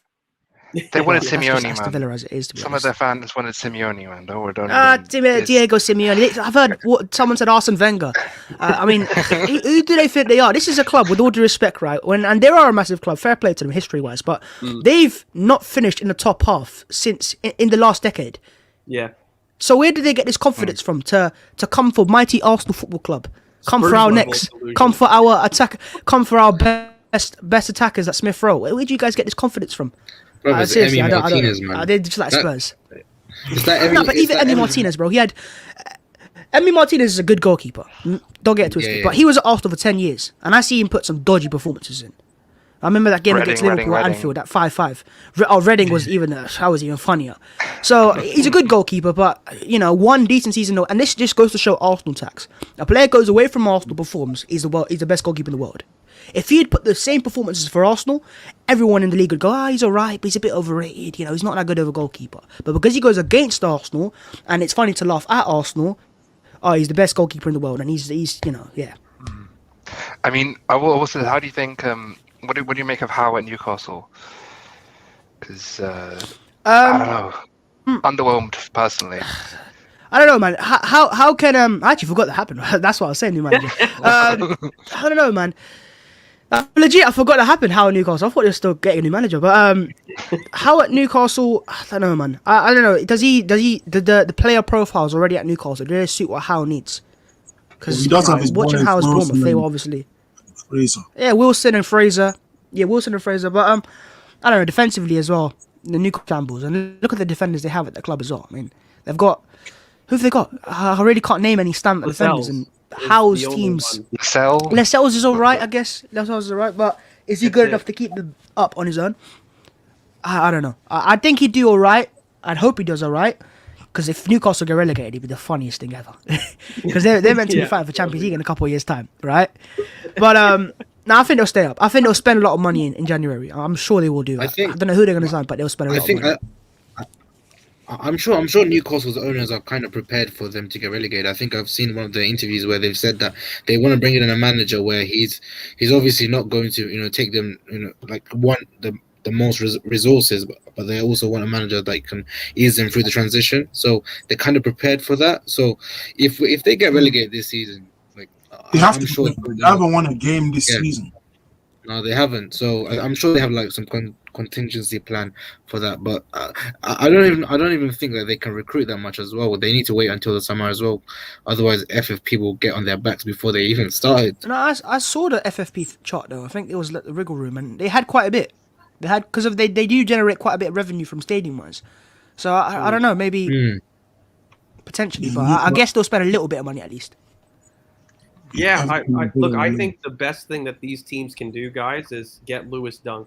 You have to get a pillar at the back for me. And, whether you're talking about Villa, with Gerrard, whether you're talking about Newcastle with Howe, like, you need somebody that can really set the tone from the back. And I just think that these teams that, are iffy good teams that could maybe creak into the top half, have potential, like all that stuff, they really need to start building from the back for me. And I think going with Lewis Dunk, he's going to be probably the most, or at least for me, the most underrated defender in the Prem outside the top six. Like, I think that guy is immense. He needs a big move, in my opinion, if Potter doesn't leave sooner. But that guy needs to move up the table. He's getting old as well, isn't he? I think he's like 29 now or something. Yeah, bro. Like he's at the end. Like Chelsea wanted him 2 seasons ago. Lampard wanted him for 50 mil. And Brighton said no. No, I think he's a good defender. I think he's unlucky not to get more often in the England squad. Over Mings, absolutely. Yeah, Mings and Cody as well. Yeah, and Cody, they're not good. Hell, what's his face? Tomori. I don't know what he's got to do, to get into that. And Tomori, Can't forget Mr. Benjamin. And White have been the best. Gareth Southgate is very hard to understand. He does the weirdest of weirdest things. Like, for example, the World Cup Euros final. You're putting Bukayo Saka as a 5th place. Right, he's never taken a penalty for Arsenal in his life, and he's a 5th place penalty taker, the most pressurized one. It makes no sense. I've stopped trying to figure out what happens in that guy's brain. It's a galaxy. I don't want to enter it. You need to take Ainsley for specialized penalty takers, because Ainsley he's the coldest one we have. You're saying that. But say if he had taken a penalty at the Euros and he tried to roll it down the middle and the keeper just saved He it, would. he would be He villainized would. across the world, right? Because you know what I mean. It works when it works. It's great. But you look at Jorginho, for example, when he does the hop skip, oh, it's brilliant. But when he misses it, oh, look at, like, you know what I mean. It's, Didn't he sky one over the break, guy? Yeah, he missed a one couple of days ago. Even in the Euros final, he missed his penalty. He missed his hop skip penalty to win it. No one spoke about it though, because we lost. No, because they won it. Yeah. Because Exactly. England lost, but Jorginho gets a bit way too much hype. But I'm happy he's been missing pens recently. That's one thing I'm happy about. Same as Bruno. But All right, awesome. You know what? I think what we're going to do is we're going to transition to title challengers, but we'll go with our guests first. Mate, what do you think is the biggest title challenger for the season? Because I think there's some debate here. I've got Chelsea fans in my mentions, Liverpool fans. I just upset everybody except for City fans who are just apathetic in general. They're like, we're happy to be at the top. But for you, like, who is going to be the crown at the end? I think, look, you look at the teams that are around, you've obviously got to respect what Pep's done, and I still think City are the clear favourites. Yeah. But, you know, there's some challenges nowadays. You know, Liverpool, for example, the faltering start they've had in certain aspects, the draws against Brighton, for example, that does not strike me as a title-winning team. You know, in the past couple of years, the teams won the titles, except for City last year, of course, COVID tax. Teams just constantly win. Yeah. And so far, Chelsea have done that to an extent. But as you guys would have seen, the expected points, they shouldn't be where they are right now. You know, they're overperforming that. But likewise, for example, with Arsenal. But I don't know what it is with Chelsea, but for whatever reason, I'm not convinced. I can't really put what it is, but I'm just not convinced. And I think it will fall apart eventually, in the sense of that they'll fall apart to maybe third. I won't say they'll fall apart to... I think they'll fall apart, and I think City will just, come and do what they do best. Because it's Man City. They just fly to the title. Always, second half of the season, they'll just fly through, win every single game, go like on a 15-game unbeaten run, or win. And I think Man City are the clear favourites. But obviously, you have to give credit to Mikel Arteta's Arsenal as well. Love that. CK, where are Chelsea finishing? CK. No, George. Where's CK? Where Chelsea finishing? There you go. Fourth. Where were we finishing? Where we finishing, CK? Go on. Where we finishing? First. Yeah. There it is. There you go. You got your. We've got. Man. I don't know, guys. I look at. You want to talk about Liverpool first, because I think they're the most interesting. I want to. There's someone waiting backstage. I want to get them in as well, because we'll get everyone's thoughts on this as well. So, welcome Amir as well. Thank you for coming on. Appreciate you, my guy. You've been waiting patiently backstage. So, what are your thoughts on Liverpool first, and then we'll go back to George, because I've wanted to make sure we got you in there. Yeah, I think prior to the season kicking off, I thought they would do well having Van Dijk back. Kind of when they've got the first 11, they are a very good team. I just think that what you're seeing in the last few weeks with them is maybe, they're still overburdening Virgil van Dijk when they're pushing the fullbacks up top. And I don't think he's the same kind of prospect he was kind of pre-ACL. And I think obviously you're kind of seeing that they're at the end of their cycle almost with their squad building. Like a lot of their guys like Salah and Mane are kind of getting on a bit. And I don't really think that they have the midfield depth maybe to kind of contend with, say, City and even Chelsea. And come AFCON, they're going to have some kind of big absences, which I think might come back to bite them. And obviously, I think what you're seeing as well is they are quite leaky at the back. So, on their day, amazing, great, and probably the best press in Europe, but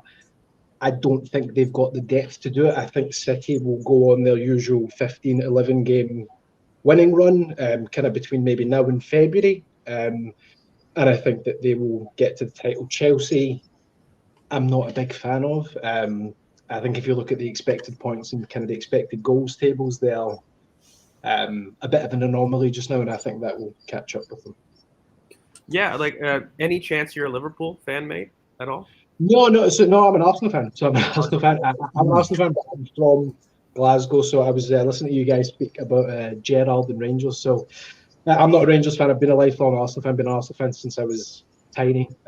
So No, I'm not a Liverpool fan. I'm a Arsenal fan, but from Glasgow. So I know a lot about kind of Gerrard, Rangers, and Kieran Tierney as well. So What do you make of the analysis and Gerrard? Like, how does he do in the Prem, in your opinion?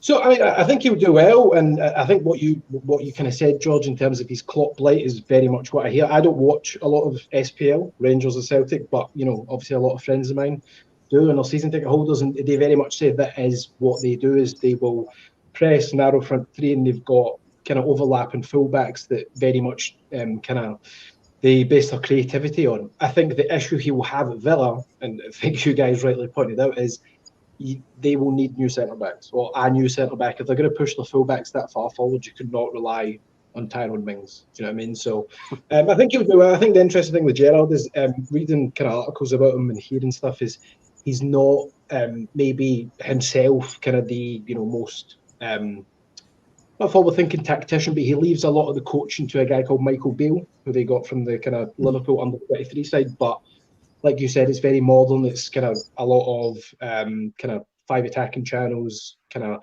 lot of counter pressing. So I think he'll do. I think he's a modern kind of forward thinking approach. I think even from Villa's point of view, and they've got ambition, having someone who's a bit of a headline name can only do kind of well for the market. And I think that's some of the kind of thinking behind it as well. It's a much more interesting appointment than say. I mean, who were they looking at? Roberto Martinez, who's kind of Diego Simeone, apparently. Well, I mean, yes, it's Simeone. I seen them talking about how Mancini should go to Villa, which the guy who just won the Euros with Italy. So the last time he was in the Premier League, I'm pretty sure won the league with City. So I don't think he'd be going there. But what Villa fans are like. Yeah.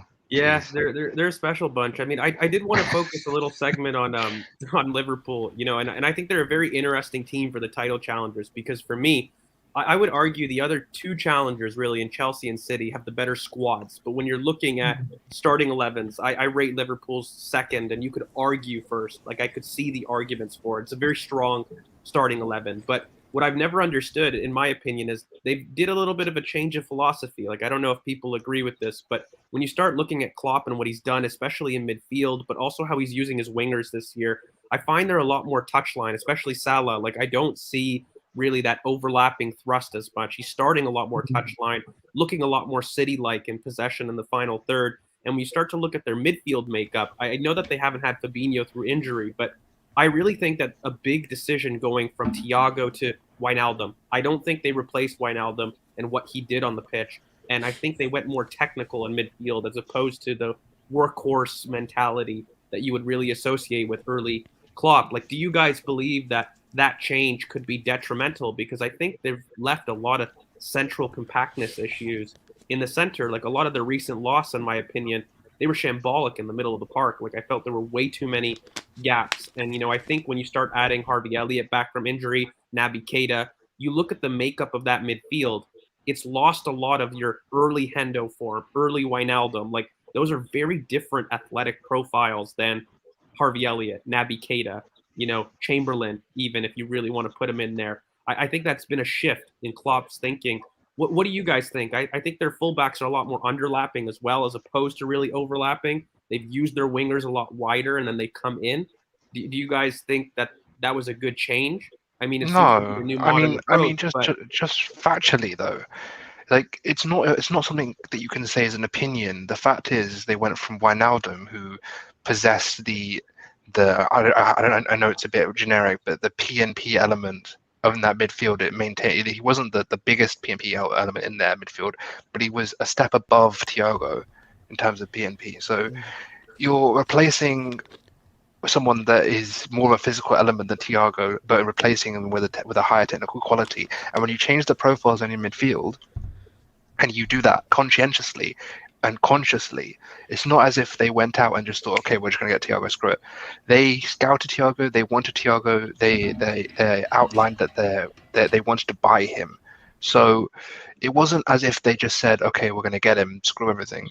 That was their plan. Their plan was to move to a more possession-based, more forward-thinking midfield and sacrifice that central compactness that they have. And George, as me and you had for an entire podcast, we know that if you're going to go 4-3-3, you need the specific profiles in midfield to carry out the roles, specifically your interiors, because otherwise you're going to be left open on transition, and that's what they are now.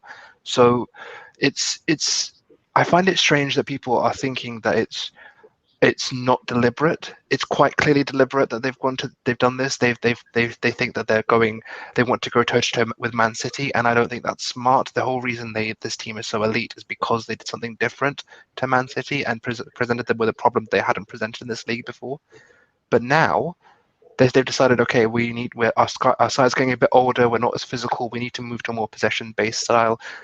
I think they got scared with the injuries as well. They wanted to move to a more sustainable, less physical style, so that you can manage the squad a bit easier as well. So for me, you have to look at how teams are mocking up and how teams are being presented on the pitch. Yeah, I mean, I definitely I agree. Look, I've been a big proponent of this, pace and power kind of trope. I get called that. That's the only thing that I value in a sense. Yeah. I think that the change in Liverpool is very clear. I definitely think that Did I terminate her? Did I terminate her? Yeah, you terminated. Oh, for God's sake, Jesus so I just Christ. jumped in.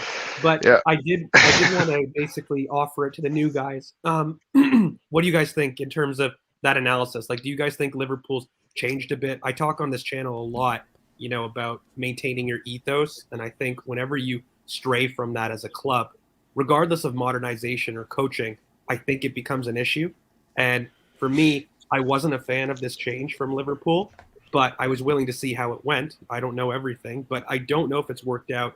And I have a feeling by the end of the season, they won't be there or how they felt they would be in terms of defending their title. But I'll go with maybe Amir first, then we'll go to Babs. What do you think in terms of the change in recruitment?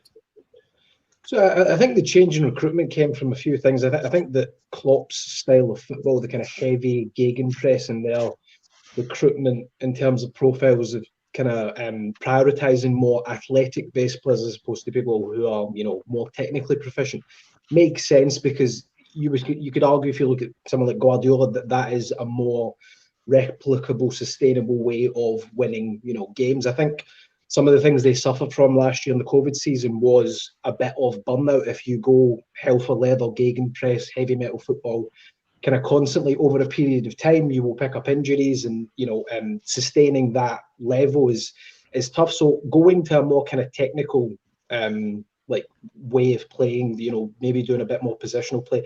Then buying Thiago, I think Tifo Football done a very good video on it. They said that was basically the idea, was that they wanted to have kind of a different way of attacking, a different way of playing, even just mixing up. It doesn't mean that they would get rid of kind of the gegenpress as such. It would be, different. They could have kind of different approaches to different games.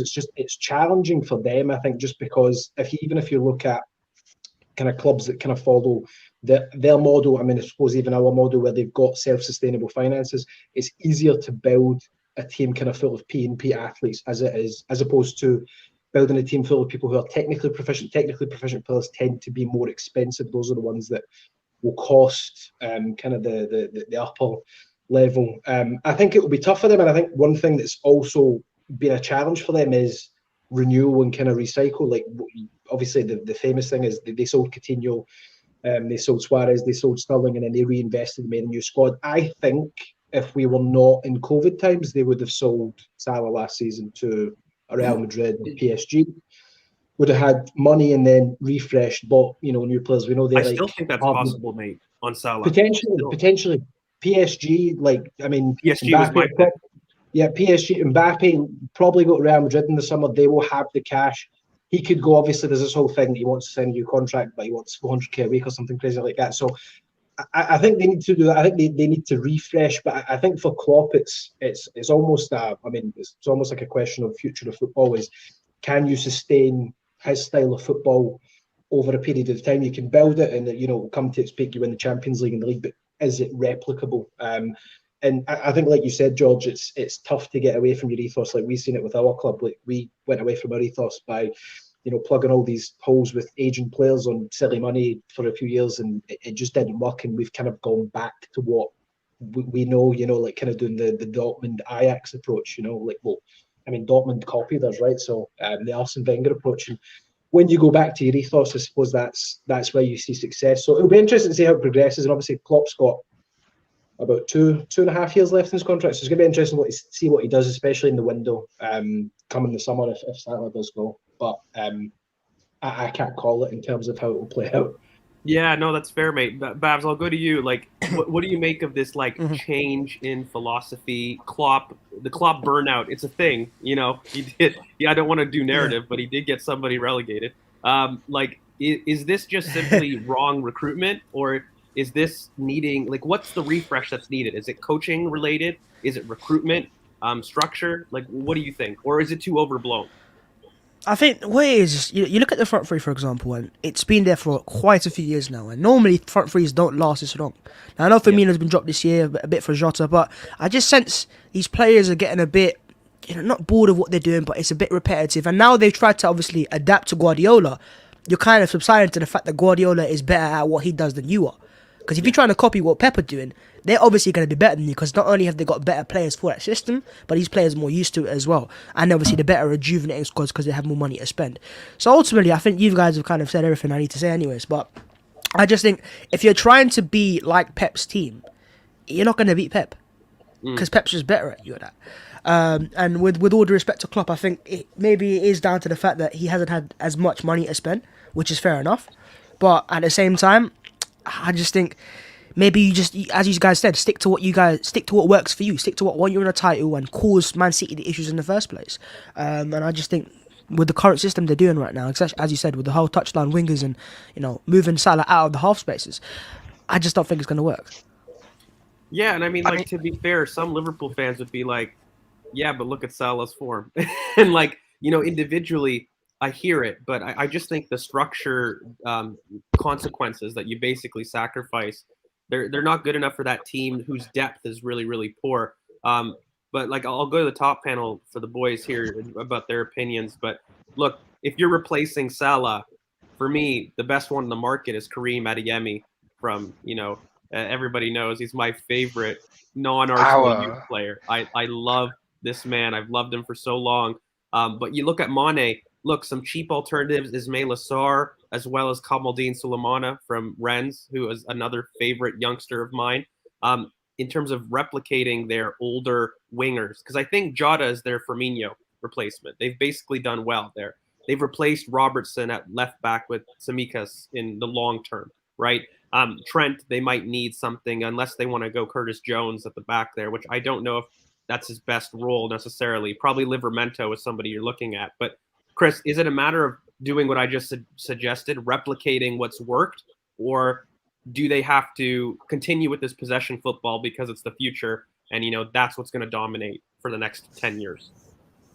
Well, he did sort of change the midfield, especially when they didn't replace Wijnaldum, who left sort of early on. They had a lot of time to replace him, but just didn't do it.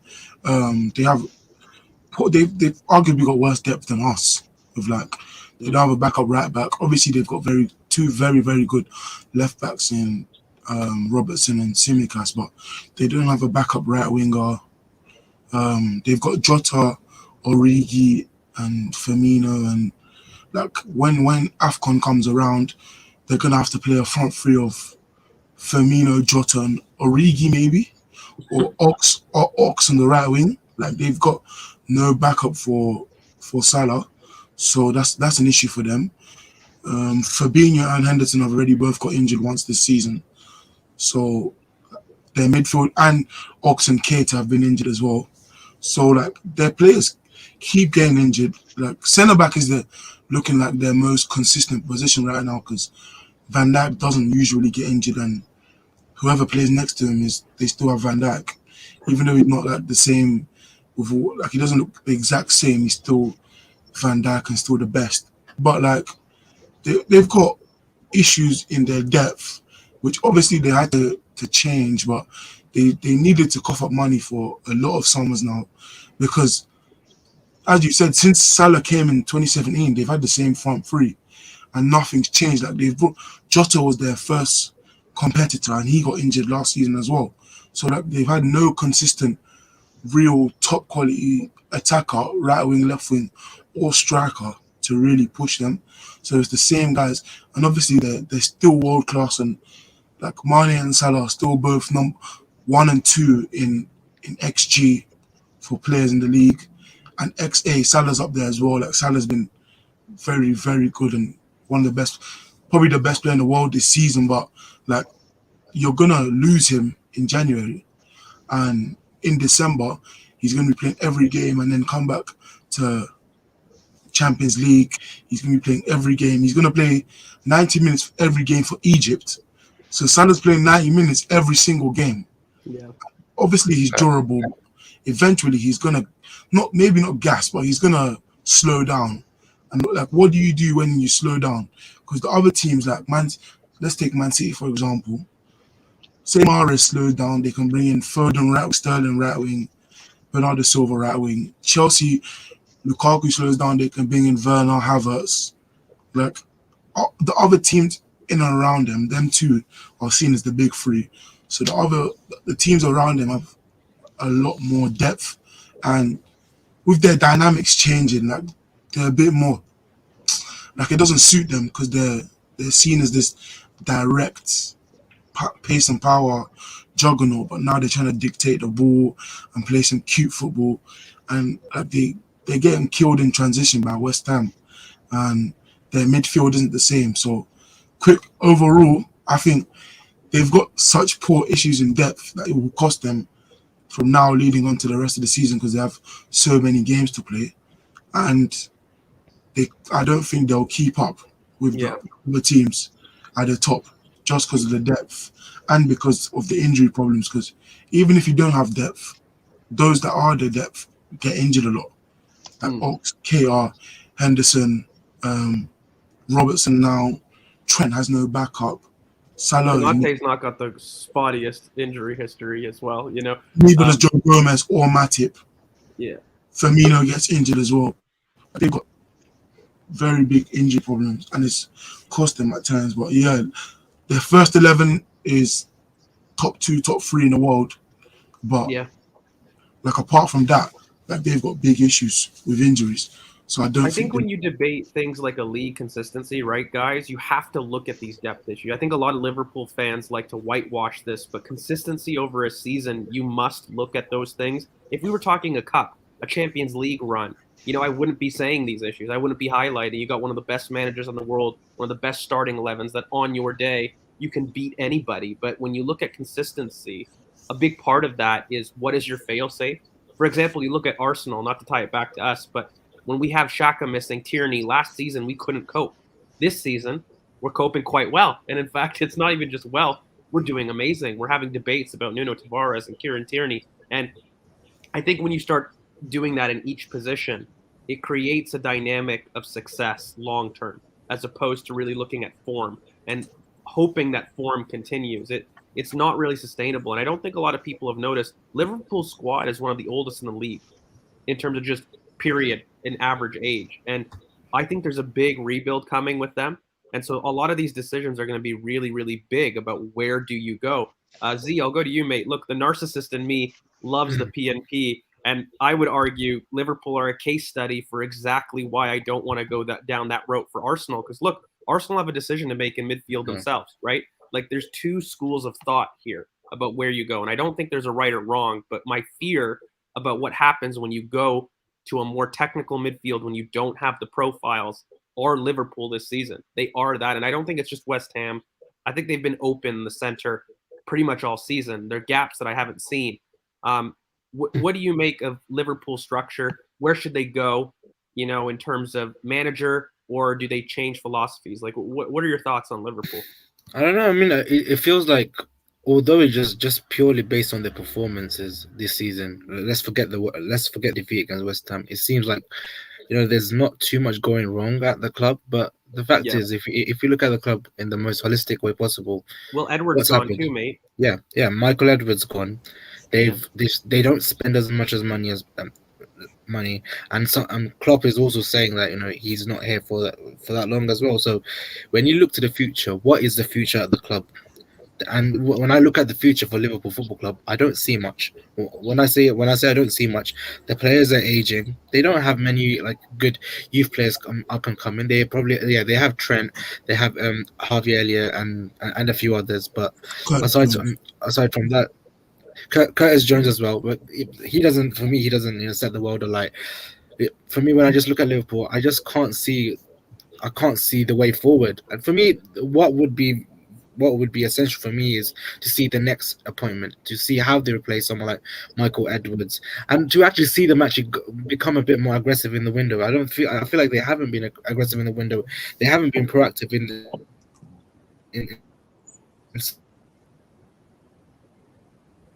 Yeah, I think we got a little Terminator, so I'll jump in a little bit till we get Z back. But look, guys, I think a big thing of, again, Liverpool, I'm going to go back to the ethos before I get to Curran, but look, I still think it's possible to replace smartly. Like I say, Salah, get Kareem Adeyemi. You're looking at a star, exactly profile about what you're looking at. He's the top choice for me. You look at Mane, Ismail Assar, Suleimana. These are low profiles that you could buy for Nicolas Pepe. Yeah, he's there. Help us out. Don't do that. Don't do that. I'm just helping out. But I think there's ways you could go Michael Edwards. You don't need necessarily, to spend huge money. I don't believe you need to do that. But I do think you need to make a decision.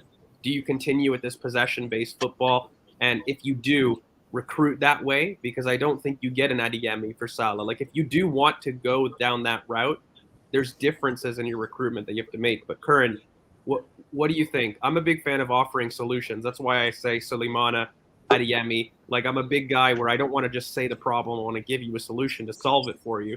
But what do you think Liverpool have to do to change the perception? Because I think a lot of people on the panel here, there's something about Liverpool, despite having the second best starting 11 guys, which I think is significant, right? We still are like, I don't know. Liverpool. Do you remember my? I don't know if you remember, but CK, you might remember when we did our predictions. I did all the fixtures. I went through every single one and did it. Do you remember what happened with that? Do you remember the outcome? Does anyone remember the outcome? You had Liverpool and C like neck and neck. Yeah, 89 points, and then City won on goal difference. I coming into the season, I did think they'd sustain a challenge, and it was a case of, and I still think this now. I think they'll compete. I still think they're a bigger challenge than Chelsea. I think Chelsea, they're XG terrorists. Let's be real. They're on this run that is just cool. They've done well. They've got a point at Liverpool. They've started well, and credit to them. But I don't see it as something you can sustain over 38 seasons. It's the same issues that I had at United at the beginning of the season. I feel that they're overperforming XG by a lot. They're looking at they're a very moments team. They're a very moments team that loves the defense. And that when your top creators and your top scorers are your wing backs, something's not right there, and it's something that that's here near. It's not really, something's just not clicking. But back to Liverpool, I think this goes to show that what Liverpool are this season is there's always going to be a project, right? And we've talked before on the channel about cycles and 5-year cycles or 6-year cycles and prolonging the cycle and transitioning from one cycle to the next, because squads work in cycles. You have them peak and you have them go. Like Liverpool at the end of the cycle, as you mentioned before, their squad is aging and it's not a young squad anymore. So what they need to do is they need to find ways to slowly transition away from the Salahs, the Manes, the Hendersons, these kind of players, the even like who else? Even Salah is getting on a bit. So you need to be able to find a way to go from one phase to the next, and that's what Ferguson used to do so well. He used to be able to transition from one team and somehow figure out a way to get to the next team and still continue that winning run. So the problem for Liverpool now is, how do you take a team that's clearly got, as George said, one of the best 11s in, I would say, European football, and make it so that you're looking at something, keeping that 11 and keeping that squad for the next 3 years, the next 4 years, the next 5 years? Because I will say this right now, we are coming for in the next 3 or 4 years. We are coming. We've got one of the youngest squads in the league. We're not here yet, CK. We are coming. Say it with your chest, bro. We're coming, man. We're coming. So there are teams that, if you build, all I will say is, if you look at Liverpool's model and if you look at our model right now, if you invest in believing in your squad, in believing in the youth, and actually bring through a squad together, then you have a platform to really sustain the team and sustain a squad, so you can win major honors in the future. So I can see us doing something. I can see us. We all said and got ridiculed for it, that we think we'll go top 4 this, and then we'll see where we go from there. So, not we think we yeah. will. So we doubled down, and I'm going to say it again for people in the That's comments. We're more coming like it. top 4, and I have no problem saying that, because I've seen the issues. We predicted this United downfall, and although it's fun to talk about them, what's even funnier is that they're not in this title debate. So I think a good transition is essentially, when we look at titles, and I'm going to go to, Babs first, mate. I think Chelsea is the next logical solution, because for me, I'm going to be biased here since I'm leading the convo, and, City are the top, so we'll end them last. They're just robotic, easy to analyze. But Chelsea, I think for me, defenses win you leagues is the common trope, and then, attacks can win you games. What do you make of Chelsea's squad and their chances? Because I do think there's some worries that people aren't looking at. I mean, you mentioned it in your little preview there, that they don't convince you. Like, why do you think that there's issues there? I mean, there's certain games. The first game for me was the game against Man City at Stamford Bridge. Yeah. This is your title rival, and you've literally just said we're not leaving our half. And maybe like 10 years ago that might have worked for Mourinho, and you might have won a title that way. But it's changed now. If you look at how City win titles, how Liverpool win titles, the last 3 or 4 title wins have been progressive football. You don't park the bus anymore. You have to go and play your game, no matter how good the opposition team is. And I think that game there was like, if there was a Champions League game, yeah, it's a perfect result. 1-0, you can get back in it. But it's as a league 38-game season. I don't think that is a sustainable way to win a title. And then the Brentford game as well. They got battered. They got battered in that game. And, again, it's just a team that should be winning a title, right? Getting battered completely. And you just don't see that. Title-winning teams just don't have those type of performances where they get absolutely battered. I know they won the game, so they say, "Oh, we got a point when we got the 3 points when we weren't playing well." But I still wasn't convinced by that sort of performance. And when your keeper's the man of the match in so many games, it just goes to show the story, right? Because they are good defensively. I'm not saying they're bad, but they're not a title-winning team, and I'm not convinced by them going forwards. I mean, the top goal scorers are defenders. Please find me a title-winning team that has the top goal scorers as their defenders. Again, it doesn't add up whatsoever. And Chelsea fans will say, well, we played all the big teams. You have played all the big teams, right? You have. But it doesn't mean it's going to happen again the next time you play them. And maybe that Brentford game, it might go Brentford's way the next time round. Maybe certain games that, for example, the Burnley result, that's a game they should have won.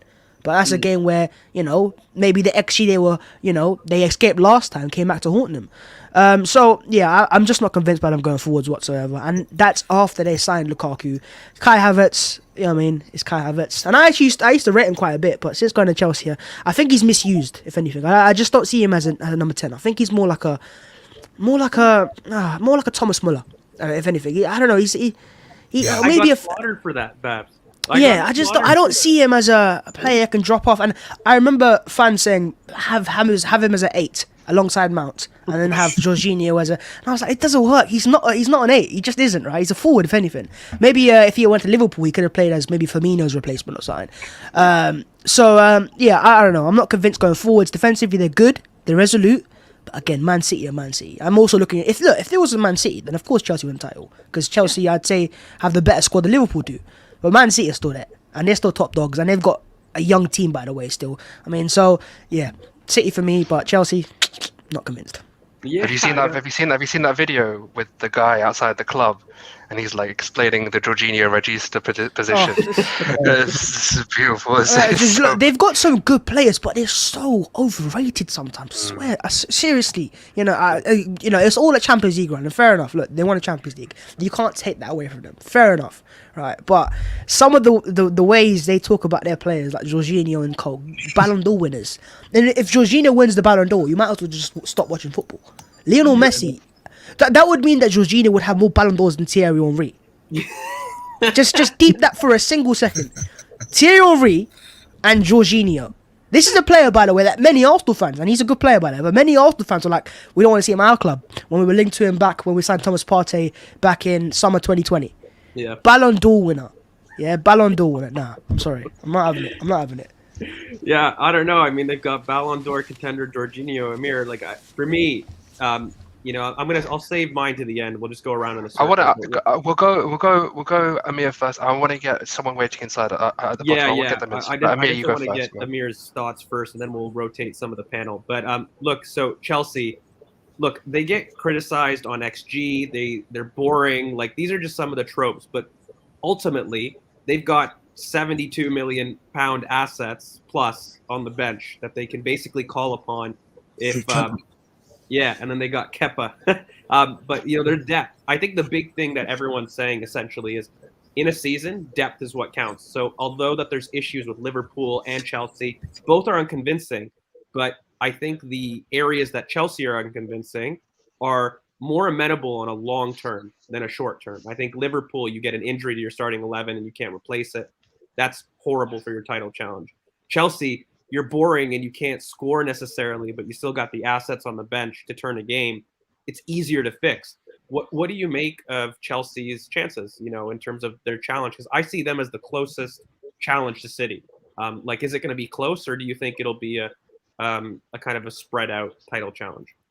No, I mean, I think they will remain close. I think City eventually will pull away. I think that Chelsea, the kind of hype at the start of the season was they just won the Champions League, and they went out and bought Lukaku, and they've got a very good squad. Everyone's kind of hailing Tuchel as a genius, so it means they're going to win the league because they've got a number 9 and City don't.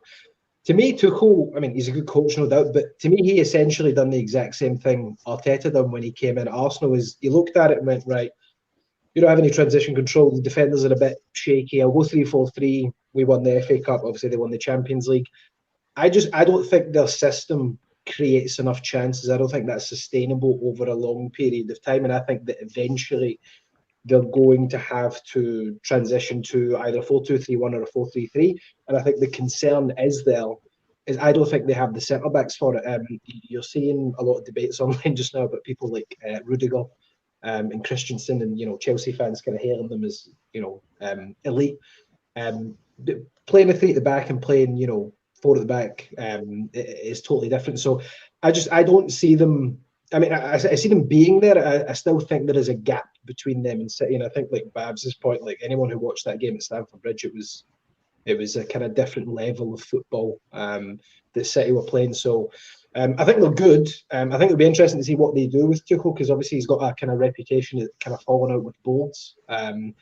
Bit like Conte. So I mean, it'll be interesting to see if they don't win the league this year, if they sack him like Chelsea like to do, they just sack managers and then get new ones in and start over again, or maybe give them another window and then kind of maybe they'll bring in whether or not Jules Koundé or something and maybe some DMs and switch to a new system. I just don't think their 3-4-3 is kind of sustainable in terms of chance creation kind of over a long period of time. They have personnel maybe for that system. I just think that a system that's going to create you chances and then ultimately win you a league, I don't think they've got the personnel for it. So not for me. I think City are kind of clear favourites. I mean, the thing is, like, if you George, you know the point I'm going to say because we both say it all the time. 3-4-3 and 3-5-2 has never been a sustainable system in the Premier League. It's only got a half-life about 18 months or 2 years at max. That's the precedent. Italy's the only place that it continues. So this is the thing. So you're completely right, Amir. Please shout your socials, mate, and give me a DM. I'll I would like to have a chat with you about something. So just shoot me a DM when you can. So sure. Yep, so I'm at AFC Amir11 on Twitter. I occasionally tweet something kind of insightful about tactics, and other times it's usually just fighting with Aston Villa fans. I'm only kidding. But yeah, Fight the good fight, mate. Fight the good fight. Currently, yeah, it's been nice chatting to you guys. Yeah, Cheers, appreciate mate. that, man. Thanks so much for coming on. Thank you. Great call. See you in a bit. Bye. Awesome. So I want that guy back on, man. I liked him. I love Like, that. I love that guy, man. But anyway, we got new talent coming in. Although I think we've heard Joshua before, so let's get him back. He's back. Joshua is back. So, and we've also got Yusuf here as well. How are we doing, lads? I'm good. How are you guys? Yeah, all good, man. All good. Good, Joshua? mate. Good. Is he back? Well, we'll go to Yusuf Yeah. first while we wait. Wait. For... Oh, there we go. Hey, Joshua, you there? My bad. I might even have to switch again because I don't know if my Wi-Fi is bugging. But Oh, no it worries. seems alright. Yeah. Well, we'll stick with you now that it's good for now. Like, what do you make of Chelsea? And maybe at the talk of Liverpool, you guys can have your opinions on that. Like Chelsea, we'll start with Chelsea first. In my opinion, strongest challengers to City. Do you agree? Like, what do you make of some of the arguments on the panel so far? I'll still say Liverpool are above us, but we're definitely in the mix. Definitely, 100%. You hear me? Yeah, Yeah. we can. Oh, sorry. I thought it was like bugging. No, we're definitely in the mix. I definitely understand people's worries about our attacking players. I definitely agree with it. I don't think we have the. I think what Chelsea miss is a 1v1 demon, basically, really and truly. You could say Hudson-Odoi is that guy, but I mean he hasn't been given the game time. But I feel like Chelsea really miss that almost attacking or creative outlet in the team that you can shoulder the burden of being the main guy. So basically, Nicola we're Pepe. basically what we're missing is a prime Eden Hazard. Really, that's what Chelsea are missing. Really, someone that can change the game by himself. Really, that's what Chelsea are missing. If they had that, then So I wanted to ask you a question though, mate, because look, you just described Callum Hudson-Odoi to a T, both not just in profile, but like in terms of what he's yearning for. I He's did mention. asking I did for that mention. cream. Sorry, go ahead. Oh no, my internet bugged. You keep going. Yeah. So I was just gonna say, like, you just described Callum Hudson. Like, I don't understand. And look, I'm a big fan of youth talent. All right, and I love to banter people at times, but on a level, Callum Hudson-Odoi is a crazy talent, crazy, and I just don't understand because I agree with you. I think you guys are missing an outlet that creatively is able to take people one-on-one. We've talked about on the show ethos, and I look at Hazard. Like, your greatest success has come off of great structure, but having that 1v1 demon essentially to really carry you through. And you have your Cobham boys. Like, I think in general, you guys have an issue with keeping your talents in the team that I think many people could do a job. Like, you look at your Tammys who, could have added striker depth for you. I don't know if buying Werner and Havertz, look, great players in isolation. They're not my picks, but I think they don't match your recruitment profile. Like, you have players in their positions. I don't understand why you guys aren't willing to give him a chance, mainly Callum Hudson-Odoi. Like, do you have any insight about why he's not being played, especially off the left? Like, that's his best position, and that's where you guys need help. I 100% agree with everything you said. In my opinion, Callum's in my best team. I think the issue with Chelsea, obviously, when you have a lot of money, the price tag plays is what puts you in front of players. Callum doesn't have what's the right word to say? He doesn't have the standing to really command a place in that sense. You have Pulisic, who costs 60 million. If he drops 5 bad games, he's still going to be in the starting 11. If Callum drops 1 bad game, he's going to be on the bench. And I guess that's the issue with just the perception of the young players is that it's just that they're easily dispensable. Like, they don't have a standing in the squad. So I think that's the biggest issue. I agreed the same thing with Tammy as well. Tammy didn't really have a standing, and then you saw people getting onto him very quickly, wanted him to get replaced for Werner and stuff like that, even though Tammy's a better player, clearly. So It's just Chelsea don't really, because Chelsea right now producing so much talent, they don't really appreciate them. So, and I don't think they ever will do, because we lost Salah, even though they're not from our academy. We lost Salah, De Bruyne, and Lukaku. All three have become world-class players, but yet we still treat young players as scrubs. So it's not really going to change, I don't think. Mate, it's just crazy to me because I feel the way that you guys play with your 3-4-3. Why couldn't Livramento play? Why couldn't Reece James go as the wing back? Like, there's just some perplexing decisions for me that you guys do produce some of the best talent in the country, and you never give them a chance, bar Mason Mount. In fact, I would argue he's an anomaly in your kind of history of actually making it. I think it's quite impressive that he's been able to do that, because you just generally, as a club, don't give youth a chance. But I'm going to go to Yusuf while Joshua comes back. Mate, Chelsea, what do you make of them? Because look, I've staved my arguments, but I maintain that system has an 18-month half-life, and for me, it's approaching it. A lot of the things that we critiqued Mikel's system for, getting found out, low chance creation, they're going to have to switch to a 4. And I've always felt that's going to be their downfall in a title challenge. But what do you think? Like, do you make Chelsea second favorites, or are you kind of with Joshua where you think maybe Liverpool are slightly ahead? Like, where's your head at? I think I agree more with Joshua that like Liverpool are more Liverpool and Man City are more favorites than Chelsea. I definitely agree with you, George, though, in that like their formation has been getting a little bit too like monotonous, I guess. And like whenever they go against like these smaller teams like Zenit, Malmo, like they're not really able to break them down as much. And like I think part of the reason for that is that like they have like these guys like Hudson-Odoi and like I think Joshua neglects Ziyech a lot, actually.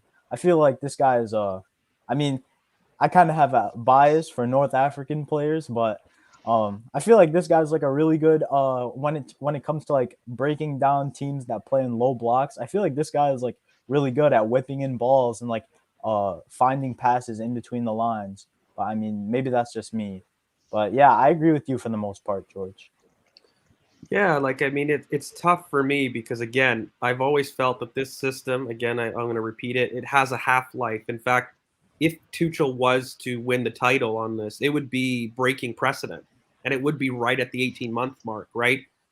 So if he was able to do it with a 3-4-3, which I struggle to see. I've not seen it in the Prem, and just factually, I think Chelsea fans get upset at me for saying it, but correct me if I'm wrong, guys on the panel. Has there been a team that's employed a 3-4-3 with sustained success beyond 18 months in the Prem in the last 2 decades? Like, I don't even think there's an example. I mean, even Conte, when he did it, it was really for that year, and then the next 6 months to tail down. I don't know if longer than 18 months we've seen something more. And I think it's because that 3-4-3, while it solidifies defenders, it really limits what you can do attacking wise. And it's not so much in space, but what it is making sure that you basically drop a defender and you take them out of the front line, right? Like, whether that's midfield or attack, that's what you're doing with a 3 at the back. And, you're essentially clogging the middle, and you're not adding players to attack in space. So, Chris, what do you make, mate? Like, Chelsea, we've had this narrative on this channel. They're due a back 4 switch, and they're due a little bit of, justice for the terrorism, in a sense. I mean, we've on this channel said Chelsea's downfall. They're coming, and, we have got slaughtered. But, like, what do you think? Like, start of the season, they are, I think, the best challengers, in my opinion, still. But I slightly disagree with, Yusuf and Joshua. But, like, what do you make? Do you think they're second favorites or Liverpool? Chelsea, for me, like, obviously they deserve some praise for like 26 points, 3 points ahead of everyone else. But, like, they've not deserved to win some of their games, like Villa, Brentford. Obviously, they got destroyed by City, but they did well versus Liverpool, even though they got that red at half time, but they did do well in that game. I think Chelsea, obviously, like, with the money they spend on the players they have, will always be around the top. I think some of their signings haven't been necessary. Like Ziyech, Havertz in the same window wasn't really smart. Like neither of Ziyech, I think is a good player. He gets injured a lot as well, so can never really make a mark in the team. Same as Pulisic, who gets injured a lot. I think Hunter Odoi should play a lot more because like they need a 1v1 specialist on the left wing because none of their front three really is that. Like James is probably their best 1v1 offensive player who plays consistently, and he's been amazing this season. Hey man, chill. I think James is now on like 7 league goals or something. So he's been incredible for them. But like I think they will be in and around the top. I think they'll dip lower than first and lower than second. I think Liverpool will finish above them, but not. So I do think Liverpool are more closer to the title, but that's just because I think Liverpool like will sustain their team more because Chelsea have to change formation and therefore like change the players they play. And I think certain players like has Lukaku been injured or just not playing? Injured, yeah. Okay, because he started okay, but he tailed off as well. So like Chelsea do need to give chances to other players, and Saul's been awful. Like, we called it. No, I'm going to call out Monstar, who was like, no, he was going to be incredible. Yeah, mate, he's going back into La Liga. Oh, don't take that guy seriously, man. Oh, I don't, but like, my God, it's just the waffle was just crazy. So, I mean, he's got to share some of that balloon gas. He was talking to Laka, I think, previously. He's already finished it all, so he can't share it. Like, I mean, no, but like, Saul's not been good at all. Like he wasn't played, has he? He played some games. Like he's not. Like he played Champions League. With Chelsea, right? It's weird because they have like a £72 million goalkeeper sitting on the bench. They have £50 million strikers sitting on the bench. And no one mentions it because we just know it's Chelsea. Whereas if it's like a Man United or an Arsenal or Liverpool, whoever, everyone else, they just get laughed at. Mm-hmm. I don't know, man. I don't know. It makes no sense to me. It's a different model, right? Like the one thing I do is look, I'll give respect. I don't agree with it, but like it works for you guys, like, and it works for Chelsea, and they can afford to do that. And I think part of the reason maybe they don't get stick is because it doesn't hurt them in the same way that a Liverpool, Arsenal, and United. Like if we had an aging asset like a Pepe or in United who are wasting talents on the bench and Van de Beek, etc., we don't have the finances to just say screw it, we're going to get another £60 million replacement. And so for us, it halts progress in a sense, whereas Chelsea just go, screw it. It didn't work out. Cool. Roman, sign the check, buddy. Give us another £100 million player. And like, look, fair play. Like if that's the model, that's the model. But my biggest criticism of Chelsea, and I'll go to Curran maybe to round up, is just for me, I really think they don't get enough stick for their youth. And for me, their youth depth, it would have made me change my opinion on who's the title challengers could be. I'll be honest with you. You add Tammy to that team, and he plays. You add Callum Hudson-Odoi to that team, and he plays. You add Livramento to that team, and he plays. Like, at least as an option. Like, for me, Conor Gallagher, are you telling me he's not better than some of the center midfielders that they have at the club right now? Look, I understand that there's some issues with assets, and like I hear Josh's point, when you buy such big signings for that amount, it creates a different pressure. But for me, isn't that the problem? Isn't that the problem in terms 100%. Of their progress?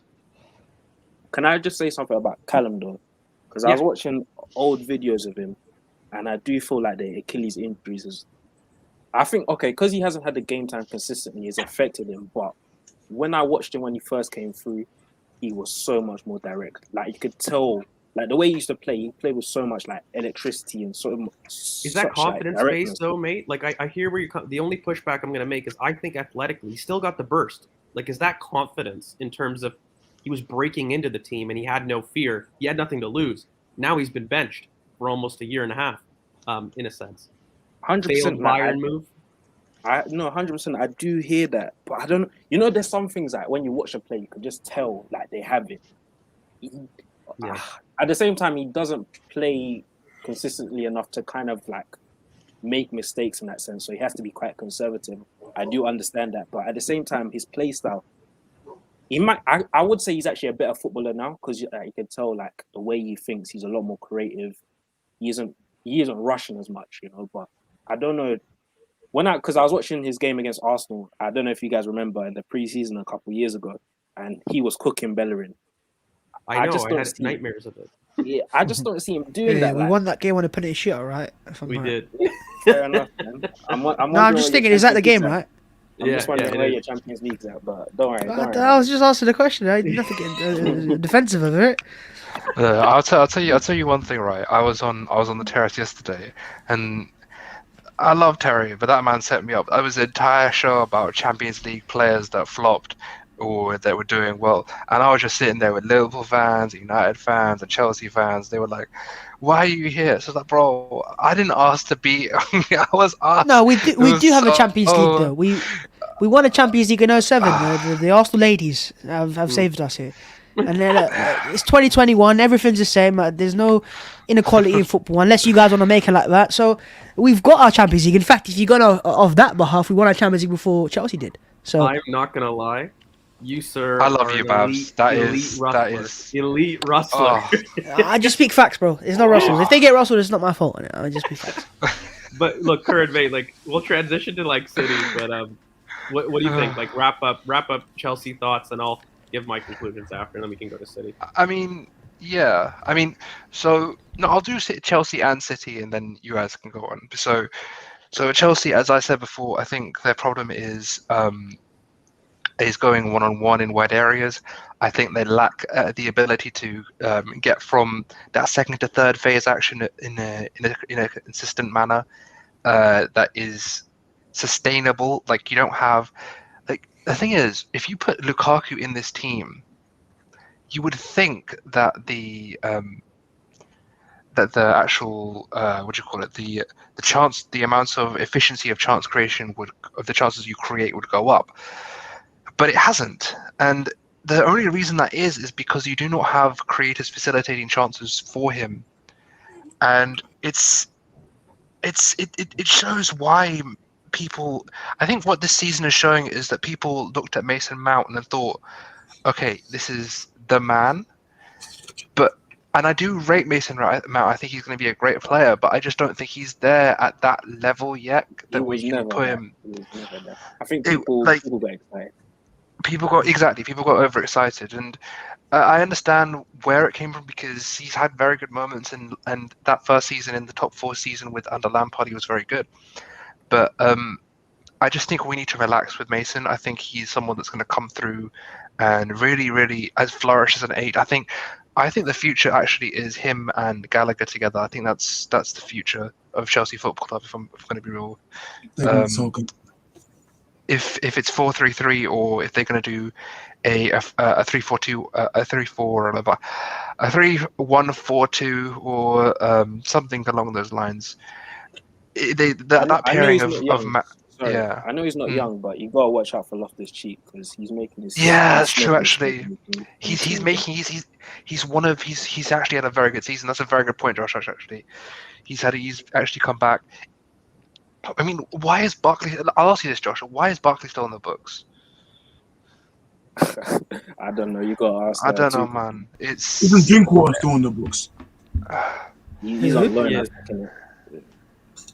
Look, guys, there's a couple of things there. Yeah, They just don't create chances. They've got like 21. Exactly. This is the thing. 21. Which worries Haven't me. I've heard some of their fans say that they play better without Lukaku, or they play more fluid without Lukaku as a striker and Havertz as a fast line, which They're using Lukaku wrong. I think. Yeah, they are. They are. losing Lukaku. They're making him. Like, But then why? If you're going to use him wrong, then why are you going to drop 100 M's on him? It's the Chelsea way, I think. What do you mean it's a Chelsea way? It's a stupid way, then, isn't it? If you're gonna, no, I'll be serious here. Yeah. They could have suit the profile. I think what it was Lukaku, the striker. They wanted their fans to get a little bit excited for as well. He suits them to an extent. Obviously, he's a great striker, but having Chelsea fans say that they play better with Havertz as a striker than opposed to Lukaku, that for me is a massive red flag straight away. And he's only been here for a few months as well. Let me ask you a question, Joshua, because I think this basically encapsulates this. Okay, you don't get Havertz, you don't get Lukaku, but you get Haaland this past summer. Are you in a better position? No, I don't think so. I don't think so. No, I don't think so either. The problem is You that don't think second to so third with action Havertz? You're not creation. forgetting Ziyech as well, by the way. They are. He's just chilling there. You don't think Sitting with there on his Havertz own. and Lukaku out, but you guys got Holland? You're not in a I bad think that's better. No, but let's look at it I now. think maybe better balance. to be No, fair. but we with gotta Gallagher look as well. at- Yeah, I mean. Yeah. But we got to look at it now. Is Haaland a massive upgrade on Lukaku, especially play style? They're quite similar play style wise, in my opinion. Yeah, They're, I but think he you also dropped get deep more better. years out of Haaland. To be fair, Yeah, and you've got no, 5 I'm, years. but I'm saying right now. I'm saying right now, in terms Right of their now, play I mean, style and the it's- level, they're similar. They're Are similar. they? no, they are. If he's similar now and Haaland's not in his peak years yet, then it just goes to show that. Yeah, but no, that I'm would have been. saying it just now, innit? Obviously, 5 Uh-huh. years, I get it, but I'm saying right Yeah. now, I don't think the I Haaland's think a- Haaland. I think Haaland stays much more central than a Lukaku does, because Lukaku loves to drift right and come back in, and he can't really do that. He hasn't been able to replicate that in the Prem, and Haaland doesn't do that. And Haaland combines more with Sancho. We saw it with Sancho, and you have the Sancho type with Cho. Havertz. Havertz, No, With Havertz is Cho. one, but no, yeah, you can have it with Cho as the outlet, but in terms of that rotation with Havertz No, and with the going past. combination, the direct dribbling, the passing, even though the passing is worse. Oh, I Yeah. see. Yeah, no, I get what I really can't grasp is why did they sign Havertz in the same year they signed Ziyech as well? Like, what was the point of Ziyech in the first place? Lampard tax. No, but Basically, where? Lampard- Where Lampard Lampard wants tax? to Where do was a he playing? No, Lampard wanted to do a 4-3-3. Basically, he wanted Kante as a DM, Havertz and Mount as the 2-8s, Ziyech Oh my on the God. left. Or was it Ziyech? No, Ziyech on the right. on the right. But mate, have you guys watched Havertz? Like, there was no way he was becoming an 8. Him at Bayer Leverkusen was just like Thomas Muller. Yeah, the amount of headers he was scoring and getting in the box, Yeah. that's what he was. He wasn't a out and out creator or a number 8 by any means. He wasn't like Mason Mount. Like, Yeah, I he's just don't know looking enough like a about the false club, nine. to be fair. Yeah, he's a false but, like, nine. I don't know enough about the club, but like, mate, like, do you guys ever question like the leadership in terms of if they've got enough football people at the board level? Because look, you guys can spend money, so fair enough, like it doesn't affect you. But at some point, do you not think it's an enemy of progress to keep recruiting expensive assets that don't take you to a sustained kind of trophy success? I It mean, allows them to bring the managers in. That's what Marina does. She doesn't. Am I Like- right in saying Chelsea have only ever had one back-to-back title Yeah. team, right? Yeah, that was So I think if there's two Mourinho, examples of teams that spend money. You got Chelsea and you got City, right? Yeah. But City have shown a real sustained way of doing it because they got football people into that club and a philosophy that really works for them, and they just stuck by it. Whereas with Chelsea, because they chop and change so often, it's really hard to do that. I mean, it works for them, for their fans, I guess, because they get the titles every other years. But how many years has it been now? Has it been like was it 4 years, 5 years? 2017. 2017. So it's been a while since then, and when the That's- money that's, I Chelsea guess, spend as well. That's the point of my question, I guess. Like, I don't mean it as a criticism. Like, Joshua, like, what do you think in terms of that? Like, I know that's your model, and I know you can't change it yourself. But like, what do you feel? Is that way of conducting a football club right when you have your comparison in City, who is a little bit more sustained, in my opinion? Like, do you agree, or do you think it works for you guys, and that will just give you success eventually? I guess that's kind of just the Chelsea way, in the sense of we don't build for managers. We just build basically. We just do what we want, in a sense where we had a footballing guy in Emenalo. He was the one that got like the likes of your Hazard, Courtois, Lukaku and stuff like that. Is that the guy at Newcastle now? Michael They might Emerson. put Ronaldo, he's Liverpool. out. Yeah. So, but obviously he had problems with Mourinho, and then he had problems with Conte as well, innit? So there was kind of like a power struggle, and I think he had problems with Mourinho as well. So yeah, Chelsea, I think they've had power struggles, but I guess Chelsea's model, in a sense, it puts the club ahead of the manager. In a sense, there isn't a philosophy in that sense, where we went from Conte to Lampard to Sarri. There isn't like a continuum there, really. It's just a mixture, and you see it with the players as well. So I guess it's just one of them ones where whoever comes in, you just got to work with what you got. And the players that you have are high quality individual players. So I mean, if you're going to continue to invest in high quality individual players, even though in theory it looks good, but on paper it probably doesn't work. But Yeah, I don't know. they chop and change so much that it makes it hard to get attached to a certain philosophy. So they just Yeah. buy players and names Yeah. so that when a Yeah, Tuchel but can come in, he still has a chance to do well. I just look at Man City and I think once Guardiola leaves there, then Mm. the next manager will be in a similar mode. And Chelsea just don't do that for whatever reason. They don't have these similar managers. They just go one way, doesn't work out, go the other way, and just chop and change. And I guess if it works for them, it works. But I just don't think it factually just isn't as sustainable as a Man City's is. Yeah, bro, and like I want to repeat that because like that was I guess my teasing part of the question because I'm like, look, I don't if it works for you, it works. Like I'm not who am I to say how to run a club, but for me, I think that ambition and that constant chop and change is actually an enemy of your progress.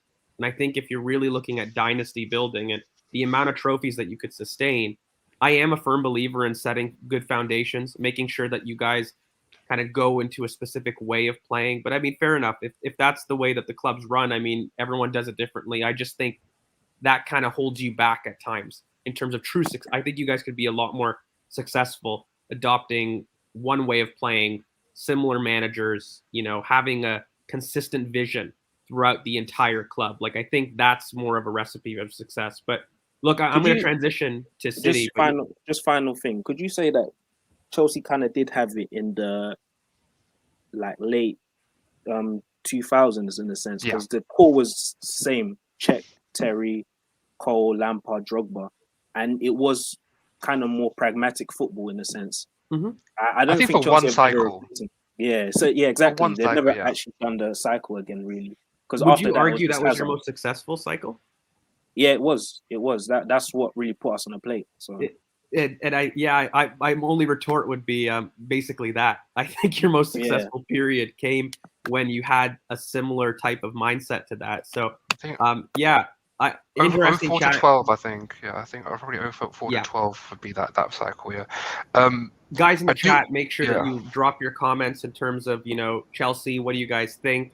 We're gonna transition to City very quickly because I think Tausif's been repeating this question, and I think it goes with. He's here as well. He's here as well. Play. I want to get through City, and then I want to get him on because he's been waiting patiently as well. So I want to make sure that we go through City. So I'm gonna quickly do my City stuff. I'm not gonna take too long. City, for me, the only problem with City is right now is Jack Grealish. I think he's when players go to City, you saw this with Mahrez.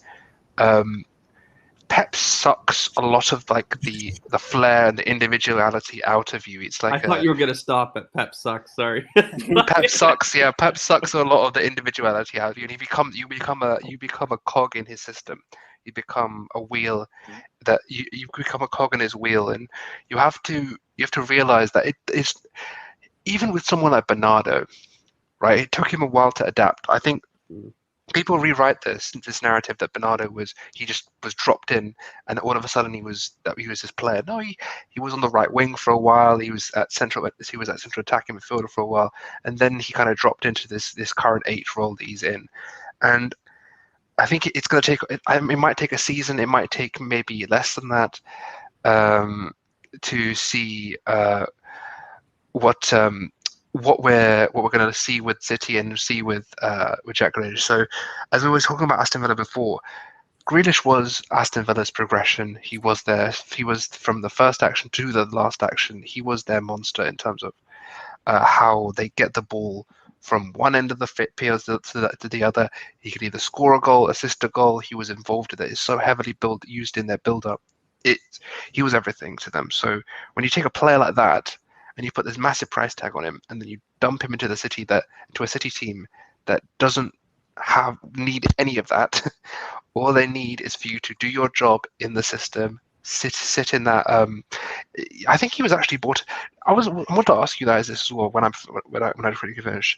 Do you guys think that he was bought as that left 8, or do you think he was bought as a left wing? Because personally, I think he's actually bought to fulfill that left 8 role in the long term. I think that's what Pep saw him as, and I think this season he's going to struggle. But City themselves, they're rolling. they seem to look like they know it's just a normal day in the park for them. Every win is just the wins are piling up. They're not having that sort of mid part of the season or start of the season where they look shaky. They just look like they're here. They know what they're doing, and they're just doing it. So yeah, I think the Palace result was interesting to see because Palace. There was some really dodgy defending in that one though, so I want to hear what people think about the Palace result as well. And yeah, I mean, for such a great team, we're only 3 points behind them. So let's see what happens in. What are you in saying the, by that, man? What does that mean? Title challenge. Is that what you said? I said That's what he's nothing. I said saying. nothing. I said nothing. You Beat said it all. Liverpool title challenge. Yeah, we beat Liverpool. And the closer we get to Arsenal talk, the more diluted we become. I said nothing, by the way, in this entire. We're allowed to fantasize. What, are you guys serious? So what happens if you beat Liverpool? Like, what would you guys say? Oh, nothing. still think It's top nothing. 4 guaranteed. It's top 4 guaranteed. Yeah. Yeah. Okay. No, but I want to go to Joshua. Like, I think City, oddly, the reason I think this is going to be short for everyone is for me, they're just so dominant. And it boggles my mind that in predictions, we look at the size of the squad and, people nitpick the striker, but Pep has never valued a striker. In all of his times, like, when you look at the Centurions, like his biggest threats came through wide play. Like this critique, I hear it, yeah, they've struggled to score some goals, but positional play doesn't place importance on a striker. And, it kind of maybe leads into Tausif's question, which I think is why I wanted to wait for this section, really. But when you look at positional play and you look, the biggest critique City get is where's the finisher? Where's this? Which, by the way, sneaky suspicion, Kane goes there. That's my one George bomb of the video. I really think Kane leaves in January. Man said so George bomb. Yeah. Jesus Christ. We're going to make it a thing. No, Joshua, what do you think, mate? Like, you need a sound effect for a George bomb. Yeah. I'll work on that. It's going to come with the TikTok. Yeah, fair enough. But Joshua, mate, like, what do you make of City? Like, why does everyone overlook them? I feel like they do, unless I'm just in this. I think people just assume they're there, isn't it? Yeah. Now we'll see. What you were saying was so right, especially when people were saying, "Oh, they should have bought Ronaldo." I was just like, Ronaldo. Pep's not gonna like Ronaldo. Yeah. Ronaldo is just so static. He's not fluid enough, like, to play in a Pep system. He just likes to stay. So obviously he likes to drop into the left channel and stuff. But what's he doing there? Just a little pass back to the. Come on, man. But yeah, no, what you're saying is right. Man City are very dominant. I have been saying though that as the years have progressed, their football has gotten worse and worse. I don't know if that's just my opinion. I feel like they're not as good as they once were a couple of years ago. But yeah, with the way they play, they're obviously going to be up there, definitely. And yeah, if you're saying they're the favourites, I 100% understand that. I feel like the lack of striker probably will hurt them more in Europe than in the league. Yeah. Where, in Europe, obviously, Europe is a bit more reliant on just singular moments. Like, so you probably would want a striker, a guy that will just come off the bench and give you a little goal or two. But I think with the league, I agree. They're probably the favourites. But yeah, like you're saying, there's nothing really to say about them. Like we know them. We know what they're gonna do. Yeah, it is what it is. Yeah, they're just gonna come in. They're your bully. That just at this point, it's like conditioned fear. Just take my money, go, give you the title. And you know what? I prefer it. Just from an Arsenal fan, I'm not even gonna lie. I prefer when City wins the titles than maybe Chelsea, Liverpool even. I find City fans, they're just like happy to be here. I don't know if anybody else feels I think they're very new fans, isn't it? Like, it's like if I was to go watch the NBA and I start supporting the Lakers, I mean, that's what it is. It's just coming, we support this team, yay, go City. Yeah, that's exactly how I feel. But I don't know, Yusuf, mate, like, I don't know. Again, I think this is going to be a short segment, but like City, is there something new there, or are we simplifying it too much? No, I think it's same old. Like, but I agree with you that like the fact that people are saying they need a striker, I think that's kind of absurd. I mean, I understand if you want to say like they need like a super sub, someone like Cheeky Pepe maybe, but if they need like a finisher or like, I understand that, but like saying they need a striker to go into their like first 11. Like that's just not how Pep plays. He's always utilized like nippy, like false nine esque players. But and I also agree with Josh's point that I think they were better a couple years ago. Like when they had that Sane, Sterling, Aguero trio, bro. Like that was scary. Like that, yeah, it was a nightmare for defenders. But yeah, I think it's like pretty consistent with City, like you said. Again, not to be like a narcissist, but I'll go to Babs. Look, mate, like for me, I've always said positional play for me is this thing where everyone's going to look at it, but I don't know if adding technical players is the move. I've seen it with Liverpool. Kind of a big theme of this stream is as they've gone down that route, maybe they've been less entertaining. Do you agree with the lads? Because I agree with them. I think Centurions was the best football that I've seen from Pep. I agree in a sense because, you say Sane, Sterling, Aguero, they're all outlets. And now it's different, now it's all ball to feet players. Yep. In Pep's eyes, I think that's brilliant. He wants more control. He wants just constant possession. And with the ball, not only have you got more chances of scoring, but you also prevent the opposition in terms of giving them the ball back. So I think Pep's loving football right now, but obviously fans with less outlets, less runs in behinds, it's not as good football, right? But I guess if it's still winning, then it doesn't really matter to Pep. If they still win a title, it doesn't really matter how many goals they score, how much fans think how good their football is. But I do agree. But I can kind of see why it's got worse. They don't have that pace out wide anymore as much. I mean, look at the wingers now. They got Gabriel Jesus playing out wide. They used to have Raheem Sterling. They used to have Leroy Sané. I prefer that balance personally. But listen, this is Pep Guardiola. He can do what he wants, bro. Seriously, he could put a goalkeeper at wide, and I'd agree with it, man. Because he just knows what he's doing. Yeah, he's a cheat code. He's that guy that he's both the hero and the villain. He's like, bro, I'm the story. I think he's just evolving. This is his evolution to counteract what Liverpool have done and cause the issues they've caused him. They go, all right, I'm not going to give you the ball anymore. So now what are you going to do? Yeah, unless you're United and they go, you know what, training game, lads, we got to warm up. We'll see what happens. You look at that, for example, City, United versus Liverpool and City, right? 5-0 and 2-0, but United fans will have that 2-0 was a lot harder to watch because City just did not give the ball back. They defended through possession. Like people assumed that was people assumed that was like a supreme attacking performance.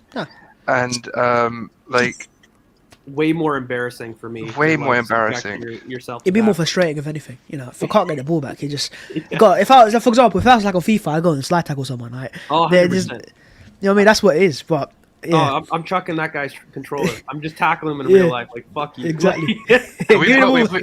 We've got someone backstage saying Man City aren't going to win the league, so I want to get him in on this. So welcome, Abdallah. Let's see who's winning the league, mate. Chelsea, come on. Chelsea, yeah. Yeah, come on. You know how it is. Obviously, SW6 and that.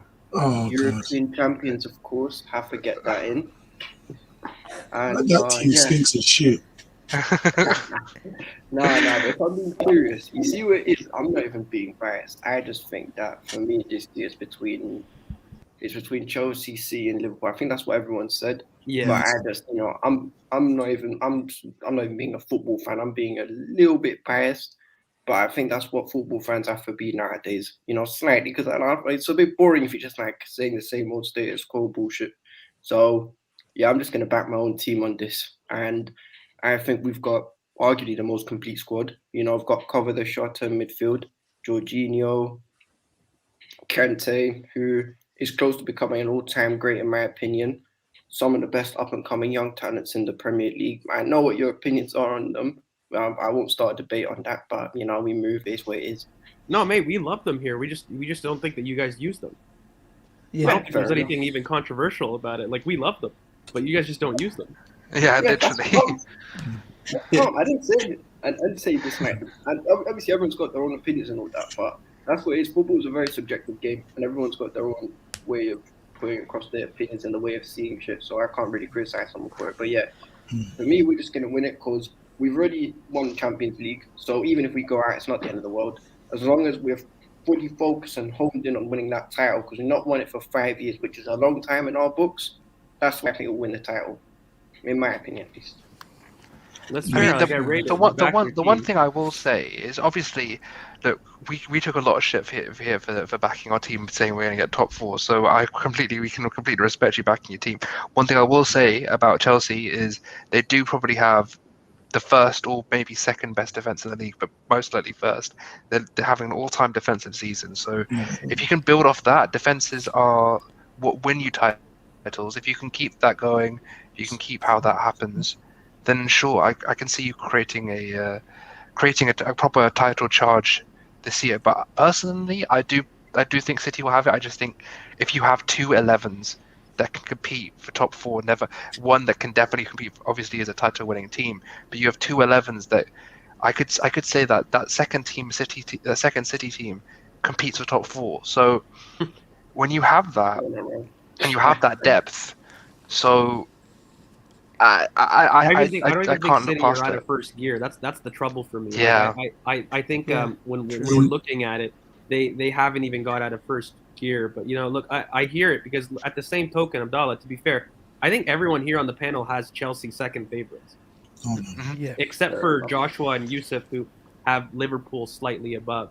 But I think Chelsea, and Chelsea, I think, are the second favorites. Again, I really concerned about the top four, not the top four, sorry, the back four change. Like, do you think that Tuchel will have to change formations over the course of this season? Like, do you hear the concerns about chance creation? Do you think that's sustainable? The only reason I bring it up is not from a bad place, but us as Arsenal fans, we know what cheating XG is like.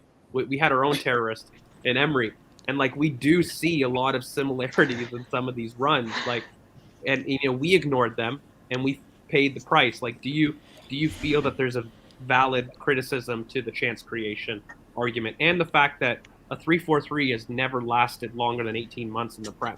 Like, I don't even think it's a criticism. I think it's concern because at the moment it's working well. I don't even think it's a criticism. It's really just a concern because we've seen it, man. We know what this is like. And look at United at the beginning of the season. Pogba doing like over 5.73 XA above normal. So it's in the first three games. You know what I mean? Like these XG is inevitable. It's the one true thing. It's the great equivocator. Like it will come to bite you. So does this concern you at all, or how are you feeling about it? Yeah, a little fact about me. I'm not a massive fan of stats in terms That's of the way fine. of building games. And I do like, I'm a bit old fashioned. I like to use my eyes when watching other people's play. Although stats do help support my argument. So even when looking at, see the thing is with the chance creation, even when I did a bit of reading, our actual overall chances created, and more importantly, big chance creation hasn't actually been that bad if you look at it. But this is where the eye test comes into use. Because if you look at the quality of chances that we're creating, they're just not that good. they're actually just not that good. That's where, like, for me, you have to separate the eye test from the stats. So even when Lukaku and Werner both got injured and Havertz was playing the false nine, now he may have not always been getting the goal or the assist, but what Havertz would do is his link play is very underrated in terms of what he does and how he brings others into play. He's not the most physical, but his footballing IQ and his way of getting around players is quite good. So he can link play, open up space for other players. It just is what it is. And I don't even mean to put these two in the same sense, but it's like what Dennis Bergkamp used to do. And for those of you who don't know, in my opinion, Bergkamp's the best player to ever play in the Prem, not Henry. And I love Henry, but for me, Bergkamp's just a little bit above him, in my opinion at least. But yeah, what Bergkamp did was Bergkamp wasn't necessarily the guy who'd always score or get the assist, but you knew right from the start that any time a goal was coming, it was always started from Dennis. And that's just for me, innit? That's how Havertz sort of does it. He doesn't do it on that level, not yet, and maybe he can reach that level in the future. Hopefully he does. But he's quite an important part of the team. So yeah, we'll just see what happens. Can I just? You think Havertz can reach Bergkamp's level? Maybe. Who knows? I don't know if he's that good, mate. He's all right. Maybe. Again, this is where subjectivity comes into it. I think Havertz has all the talent in the world. In terms of raw talent, there's very few players in the Premier I think who are better than him. But he's not on the same level as Foden. Let's keep it real. He's not. He's not. No. I'm not stupid, but I just what's it called? I think in terms of Wait, sorry, go on. Okay, I'll just ask you one question because I do want to not stay on this forever. But how do you look at someone like Kai in respect to someone like Emil that's coming through with us right now? Emil Smith Rowe. Well, now I've heard all the shouts on Twitter saying Smith Rowe's clear. No, Havertz is clear. Havertz this, Havertz that. Now my thing is that if you go back and look at Havertz's career, and even when he was at Bayer Leverkusen, he's very much a slow starter. So Smith Rowe's output looks good now. And my thing is that the best way of comparing it is look at what they've produced at the end of the season. Look at the context of when they've produced it. It's not just about, because I'm not a guy who just looks at stats and be like, he got 5 goals, he got 6, he's automatically better. It's not as simple as that. It depends on when you scored them, depends on the importance, depends on, what they end up leading to. If you're scoring 30 goals a season and you're not winning anything or getting top 4 at the end of it, then it's pretty useless to me. If you're scoring 20 goals at the end of the season and you're winning the league or getting your team top 4, firing your team starting quite important, that's pretty important to me. So yeah, it's about contextualizing. I think both are quality ballers. I'm a big fan of Smith Rowe. I've said it for time. And I don't really like comparing players. I just want to let them do That's their fair. thing. I respect Can I ask that. you a question though on Kai, because I agree. I think it's Twitter. It'll go overboard. Criticism, praise. It's Twitter. Like there's no nuance. But I did want to ask, like you guys, essentially, how long do you give a signing? Because I'll relate it to Pepe just to get a little bit of an Arsenal similarity here, where Arsenal fans, some of us are done with him, and I know some Chelsea fans are done with Kai. And there's some question marks there. Like, how long do you give a signing for EPL adaptation? I mean, I don't think it's quite on the same level as Pepe, but just the theory of how long do you give a talented player time in the league to perform? And is that age related? Like maybe Pepe doesn't get the benefit of the doubt being 26, which is fair. Like I'm not saying it's fair or not, but how long do you give time-wise for a player to show he can adapt in the league? My opinion, you need at least 18 months to be fair. I've seen countless older players in terms of Pires and, players greats of our past take a year. Drogba. He didn't start well, but, look at him at the end of the career, So, like, how long do you give Kai? Because I think at the end of this season, it'll be 18 months. Or no, will it be 2 years? 2 years, no? Yeah, it'll be 2 seasons. It'll be 2 seasons, but it's also like it's hard because you see with Havertz, right? And listen, the first 2 months. Just to contextualize it more, like if you're gonna rate, so like the one thing I struggle with is Chelsea fans say look at his Leverkusen form, and which is fair enough, but if you're gonna say he was at that level, and at that level of world class, maybe that's exaggerated, but that's the shouts that I'm hearing, like excellent performance, maybe not world class, but excellent performance. Do you give longer than 2 seasons to adapt to a league, or do you end up thinking maybe this isn't just the league? Like I've always said, there's times when players could explode elsewhere. Context is key. Teams are key. Like it's not that he's going to be a horrible player, but at what point do you feel the EPL part may not work, or he may not reach his potential to what he could be in the EPL or at Chelsea? Like when's that time that you cut the cord?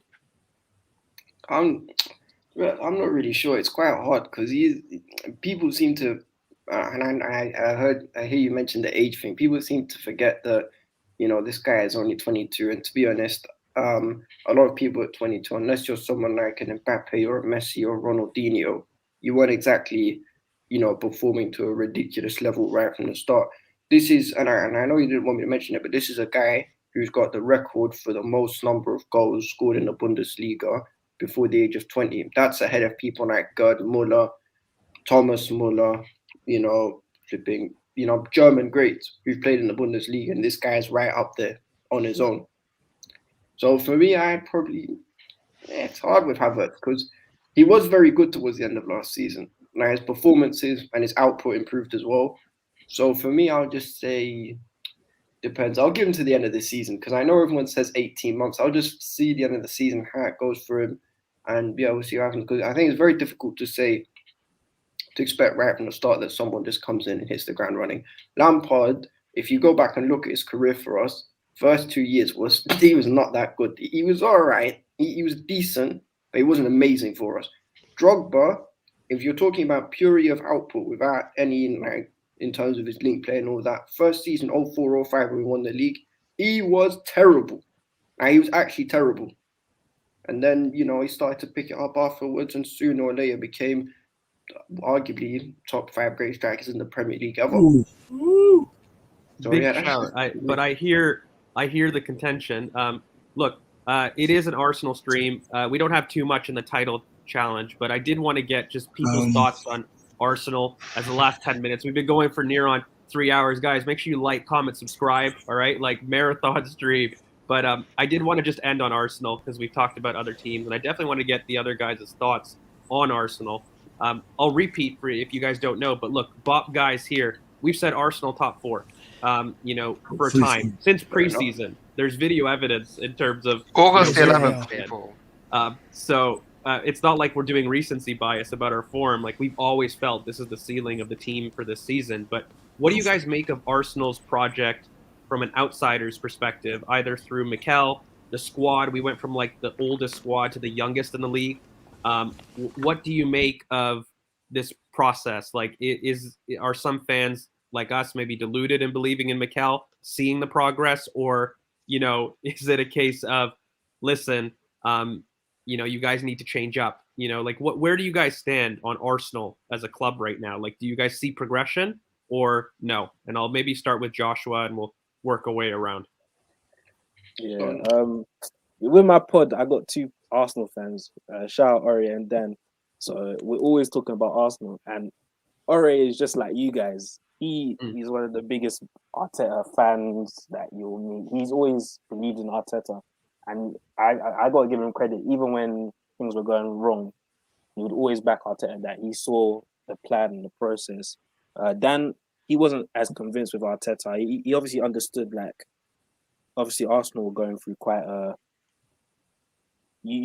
Arsenal were kind of like stuck in the middle. Obviously you're trying to move away from Wenger, and you brought in Emery, which at the time it didn't really make sense. You didn't really see the natural progression, but it was just like, yeah. But from the window, I kind of saw what you guys were doing. You're clearly bringing under 23s, and the most important thing, like we were talking about Chelsea before, is you're building a core. And I think that's the most important thing when you want to rebuild, is building the core of the players that you believe are going to be the face of the club for the next 5-10 years. And obviously you've done that. You've got Saka, ESR, you got Ben White and all these guys. And now all you have to do is kind of just build on the first 11 in a sense, where some of these guys, maybe like your Tomiyasu, he started well, but maybe eventually he might become squad depth because you might bring in a top quality right back. So you're seeing Arsenal on the right path, honestly. Like, I can see the progression, definitely. And Arteta as well, I had my doubts about him. I thought he should have got sacked, especially after the Villarreal game. But I can't deny the guy is a good manager, man. And you're on the right direction, 100%. Yeah, it's interesting to hear perspective because, look, we hear it, I think, when you're in your own club, and I'm sure you guys see it as Chelsea fans, right? Like, you guys got weird battle lines for every player, manager, like, you know what I mean? Like, everyone, it's tough to get nuance, so it's always interesting to get rival fans' opinions. But I'll go to Abdallah. Look, on this channel, we've likened the window to the 2015-16 season, that transfer window that Liverpool had. So the one where they basically shotgunned 5 or 6. It wasn't starting 11 editions, but it was like that Robertson window where they definitely filled out the squad. A lot of Arsenal fans, we did similar. Like, that was the idea. And I think the next summer, the hope and, the idea is that's when we go for our marquees. That's when we sprinkle now, add the starting 11 quality that we really, really need. Same question. Like, what do you make of, the process? Like, what do you make of Arsenal? Like, are you impressed? Are you not impressed? Like, what are your thoughts?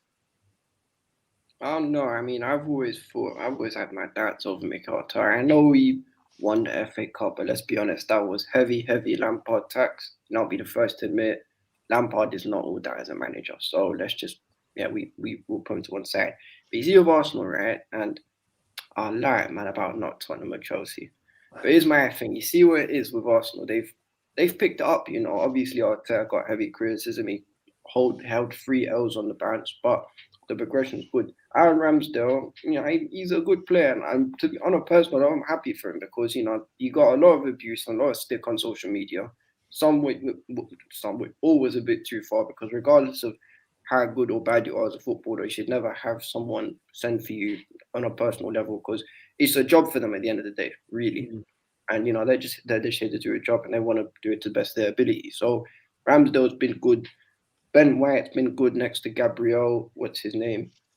Tavares has kind of been good. He has been quite good in place of Tierney, who needs to sort himself out with his injuries. Otherwise, he could probably get sold.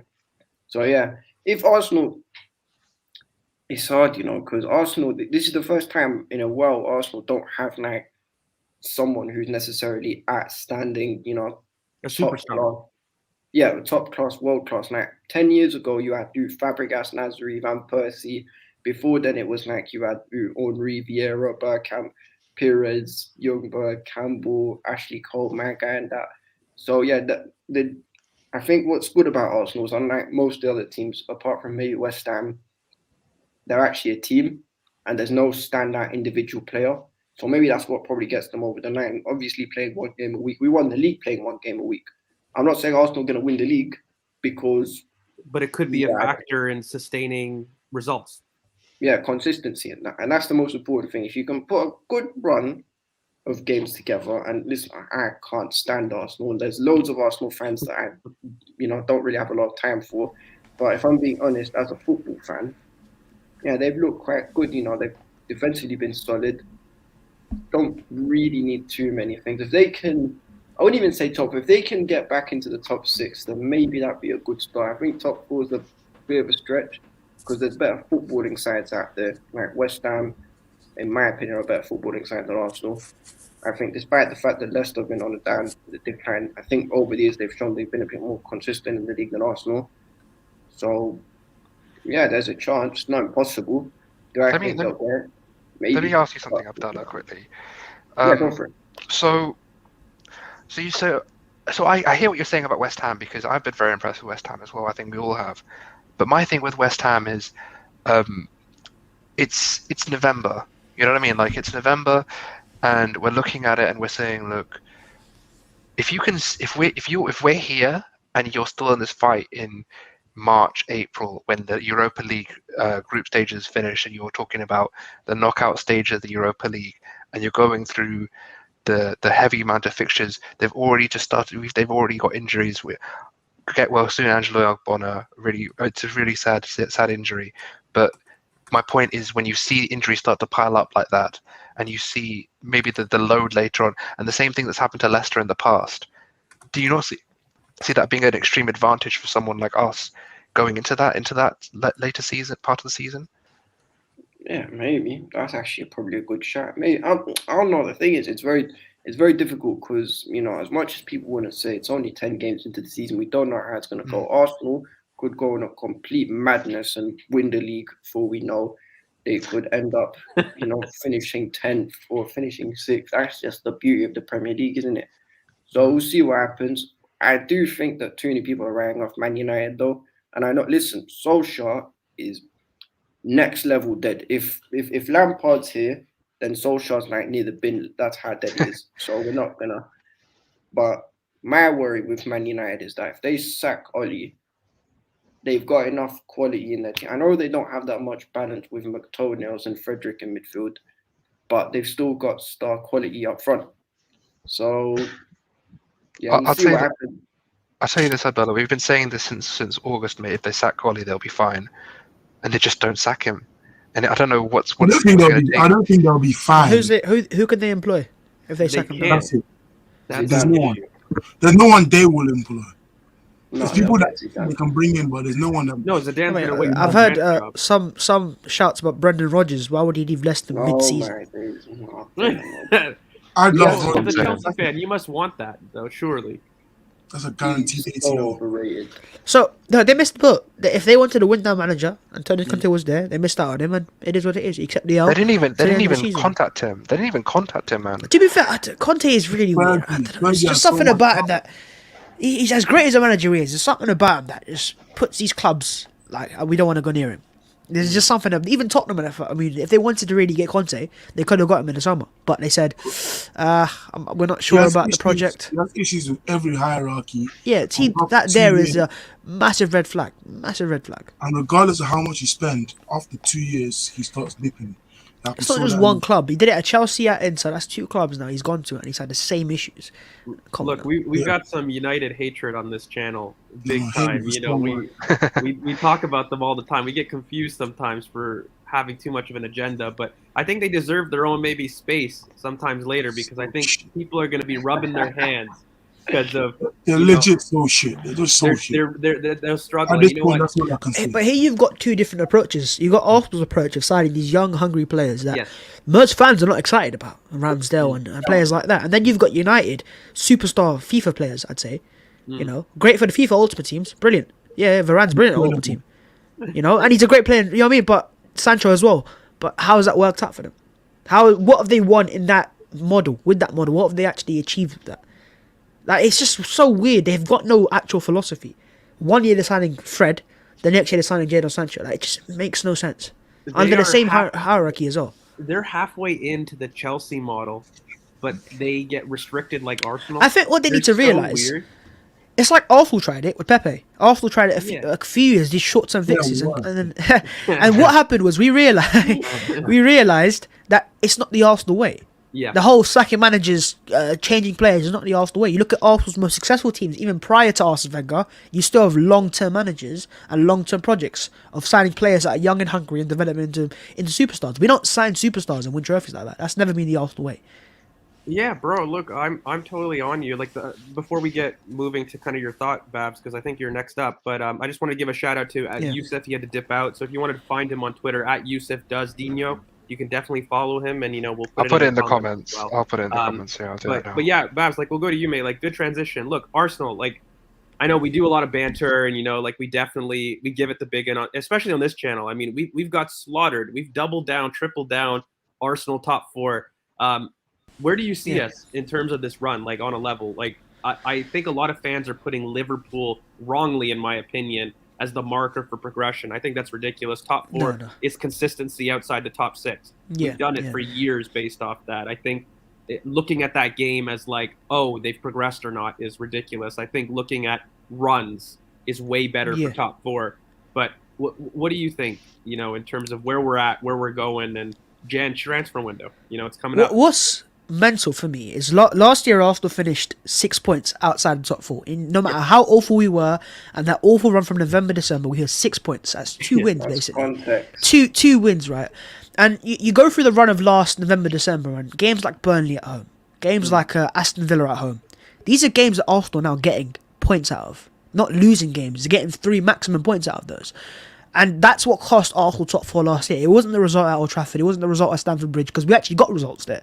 So Arteta's already proven with weaker players that are not as technically secure and not suit a system, he can go against the big teams and go toe-to-toe and get points off them.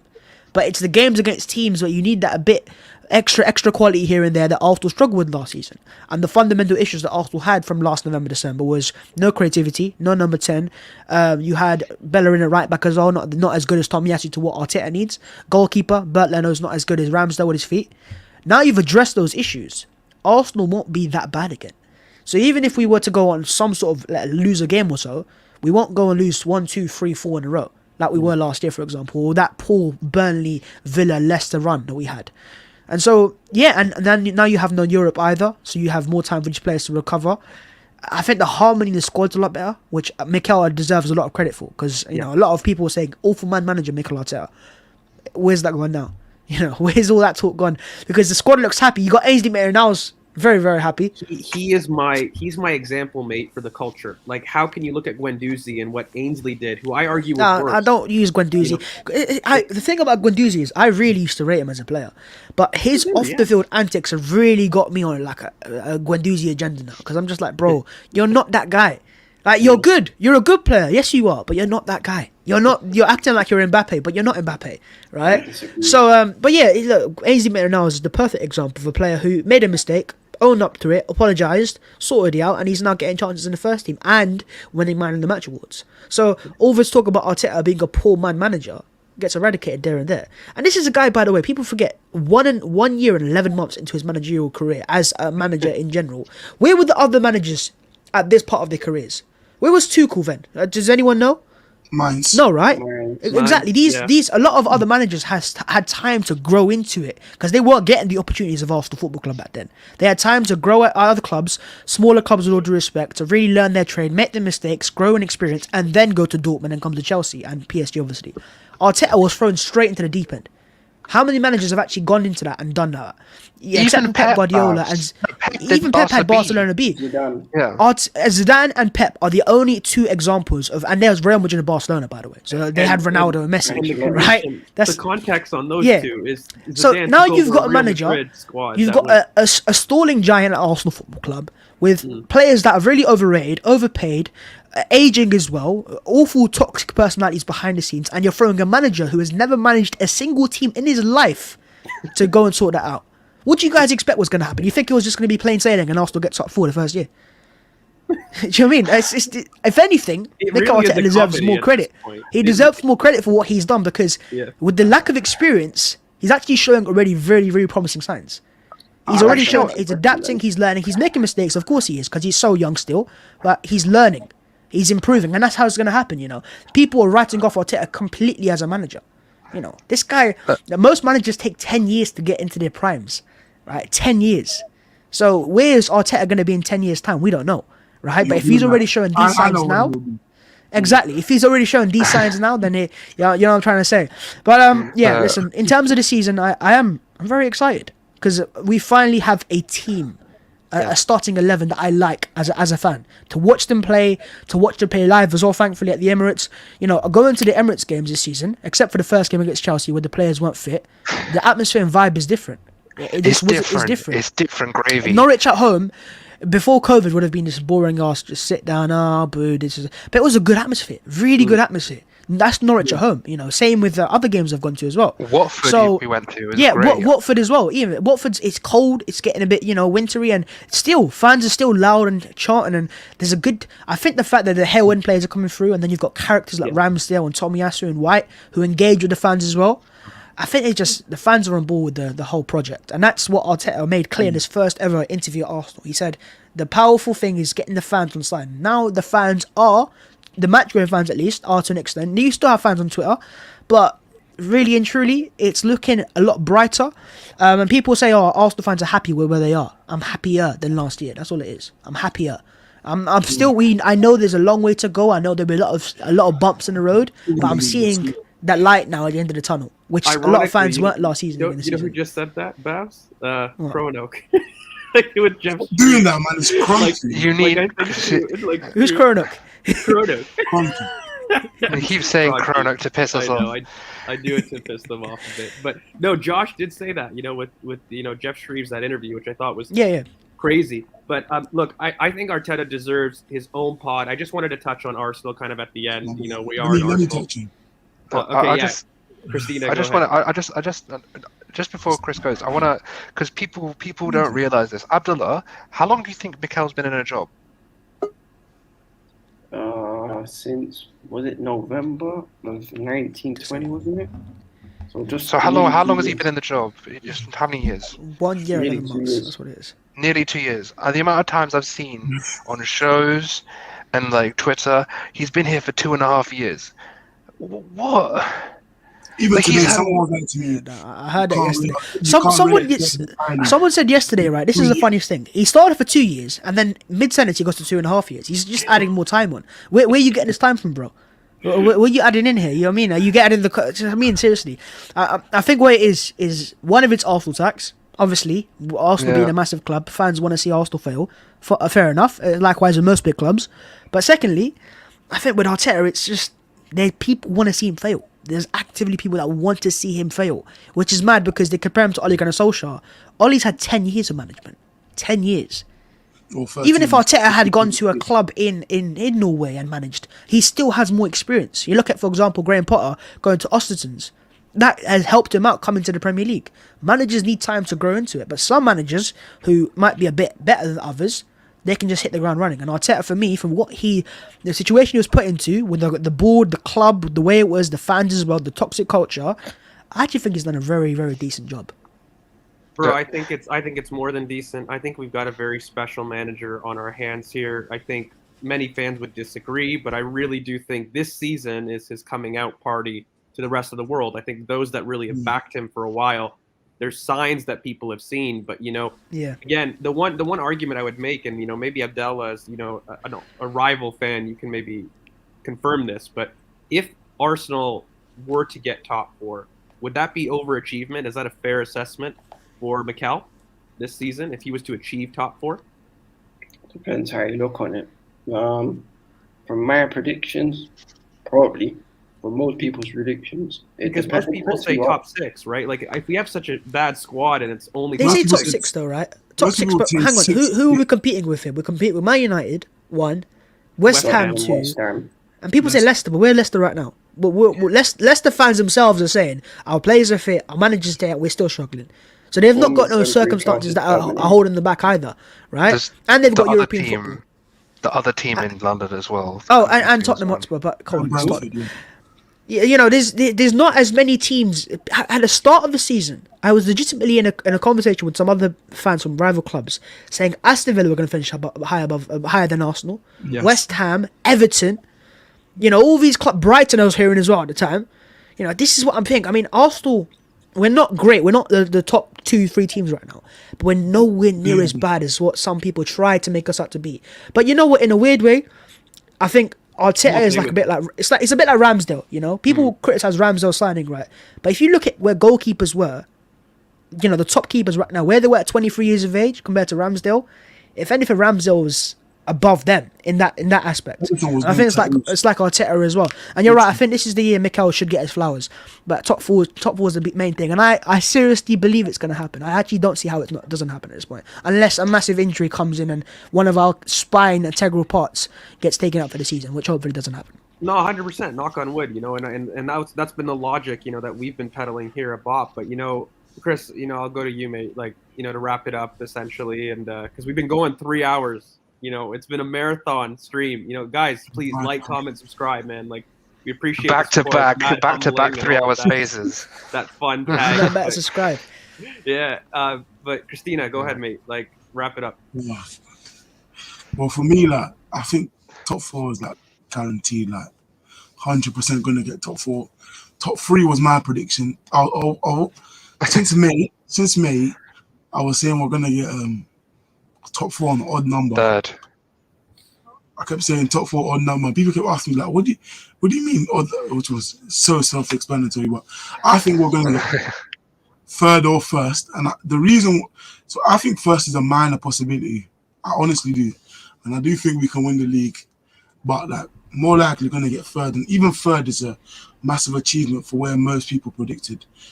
Where even the most optimistic people didn't predict third, they predicted fourth. So I think to even be in the top 4 conversation for where we were predicted in general is big. I think we do deserve flowers for what we've done in the past 10 games. We're 11 league games in, 20 points, I think. 20. Yeah, 20 points, 3.2 points off top 4 behind Liverpool, who's on 22. Do you know what's mental, right? I know, sorry to cut you off there, but a lot of fans ask where we get this confidence from, how Arsenal are going to finish 3rd and 4th, as Chris just said. I think it's the defence.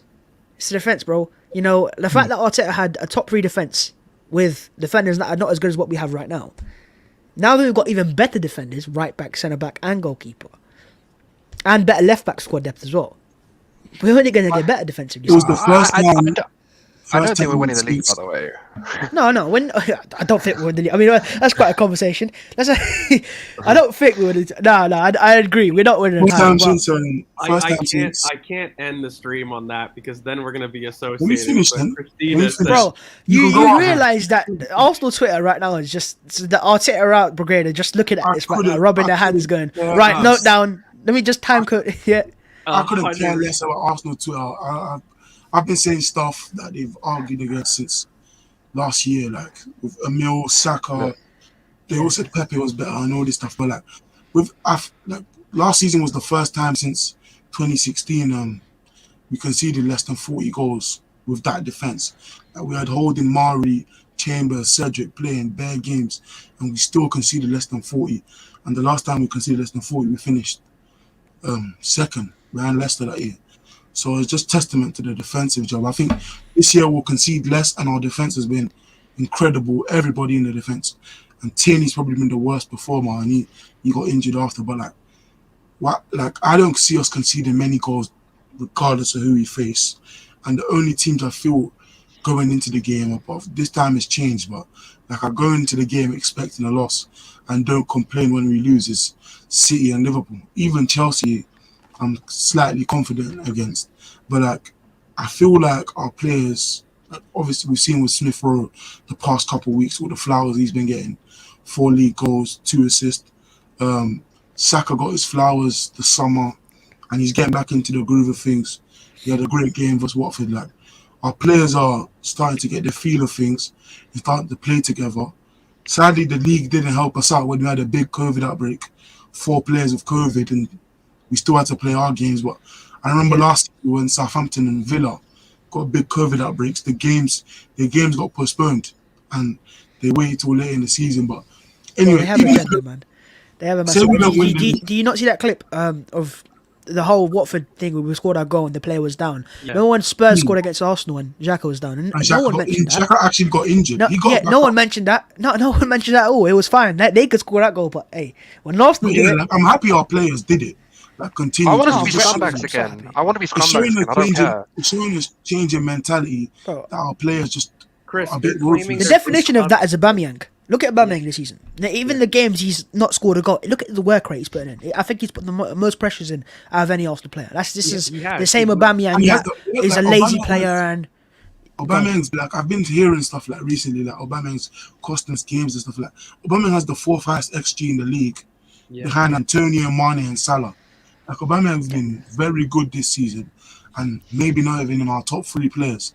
That's just testament to how good we've been this season since we've had less injuries. I think we're starting to develop a ruthless streak that Arteta started to develop himself in the summer, and our players are showing it more. That goal versus Watford shows it. The first 40 minutes versus Tottenham, versus Villa, like, we're very ruthless now. We need to be, because the league aren't going to give us any favours, so we need to do it more ourselves.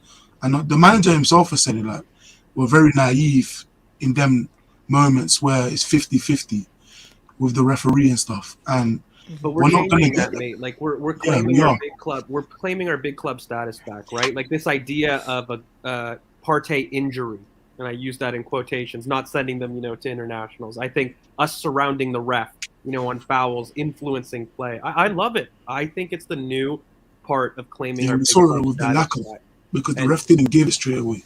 No, and mate, it works. And at the end of the day, beyond the banter of a title challenge, okay? No, it's not bad. On a level, because I can't have that be the narrative as we end here. But look, when we're looking at Arsenal, just factually, these are the things that we brought up in the preseason, and they're playing exactly as it is. The squad depth, the idea that Tierney can go missing, guys, and we replace Tavares, and we don't fear for our lives. We couldn't do that last season.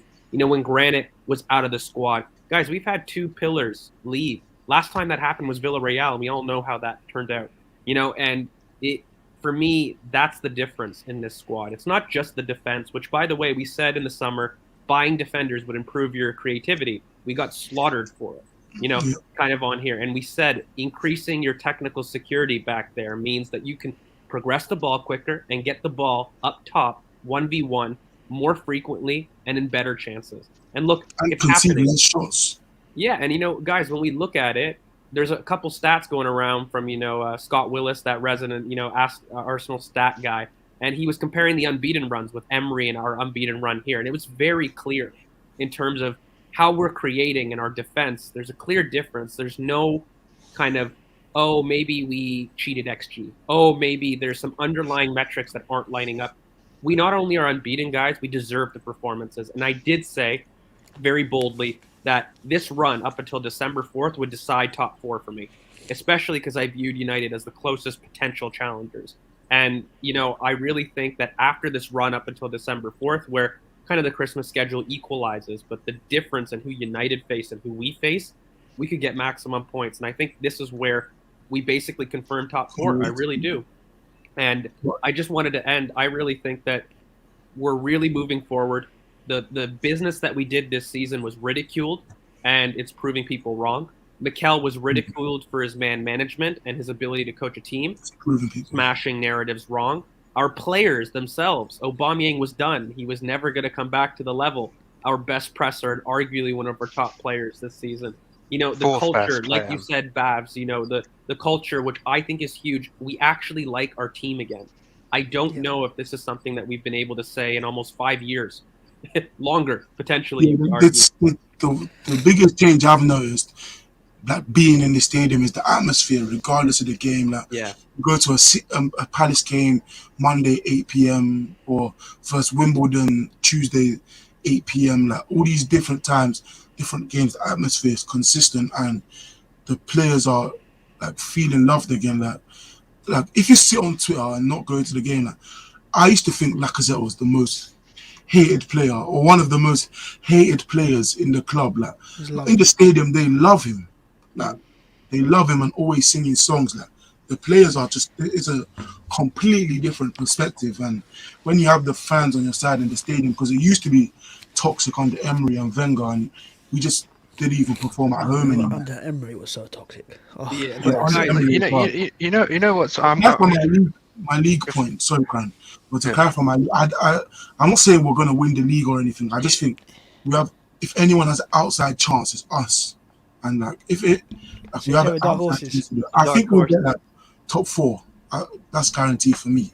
But like, I'm not going to say, we're favourites. Do you know what would be really mental, right? This is what I think would. I'm not saying it's going to happen. I still don't think it's going to happen. But what would be really mental is Arsenal for somehow finish third. Above one of the three top teams. I think that's going to happen. If we were to do that, like every single Mikel Arteta out fan would literally need to get on their knees and apologise. No, I'm being serious though. Like with all due respect, I think they would. That's when they'd probably like open their eyes and go, okay, like maybe we were a bit too harsh. But I expect it. Fan culture is all about reactions, and when we win, it's hard to be patient nowadays because you go on Twitter and it's everyone's just over the top anyways when Arsenal win or lose. Bro, selfishly, we need it so that we can blow up on our predictions here because we got hammered. If we were to somehow get that third place, I mean, there'd be no debates. There'd not be a single Arsenal fan that could sit there and go, maybe Mikel. There would. There'd be that. No, but they're not Arsenal fans, bro. I don't cut them as Arsenal fans. There's people that have said to me, like, I asked them, like, say I'm right about my prediction, even though you hate that I said we're going to finish top four. Like, say I'm right. Well, what will you say about Arteta then? He said, the only time I'll rate him is if he wins the league. And I said, then you just have an agenda. At that point, you just have a serious agenda against him. And then this is my issue. It's flawed. A lot of these fans, they like the Chelsea model, the win now model, right? So I asked them, I said, okay, cool. You take Mikel Arteta. Who would you get in? I'm getting Graham Potter. Okay, so where do you expect Graham Potter to finish? No, all I want to see is a style of football, and that's all I already. But I thought you were Standards FC. I thought you wanted to be like Chelsea because Chelsea employed Tuchel and they won the Champions League. So is that what you want?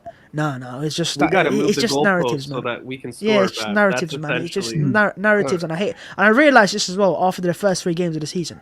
I was generally seeing fans that was enjoying Arsenal fans. Supposed Arsenal fans that enjoyed seeing Arsenal lose. They enjoyed going on Twitter Spaces and laughing at Arsenal or ranting about Arsenal. When we drew against Crystal Palace, again the same thing happened.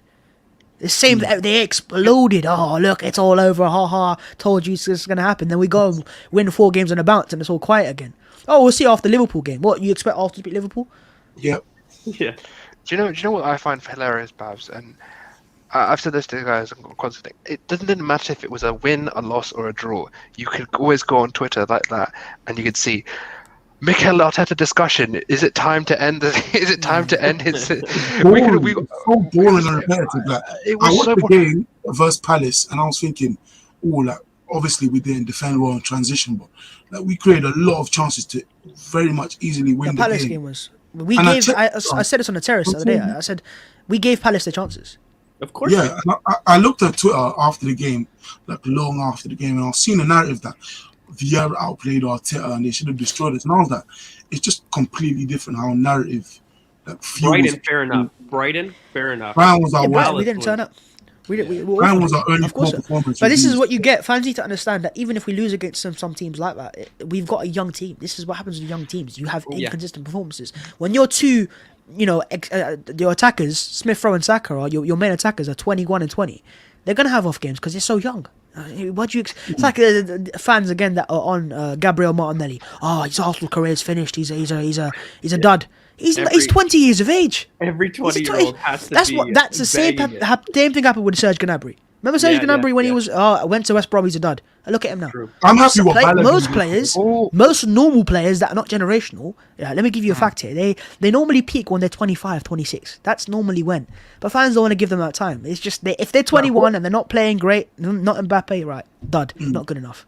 Yeah, recently, bro. though, I'm happy with what Balogun came out with today about not today or yesterday with his interview when they were talking to him about not playing and being too good for U21 and stuff, and he started talking about being patient and how guys like Smith Rowe didn't get their chance straight away. We're not all gonna be Saka and just come in at 18 and start every game consistently since then. You're gonna have to wait, and when you do get your chance, you do perform, because when he played versus Brentford, he wasn't the best, and he understands that.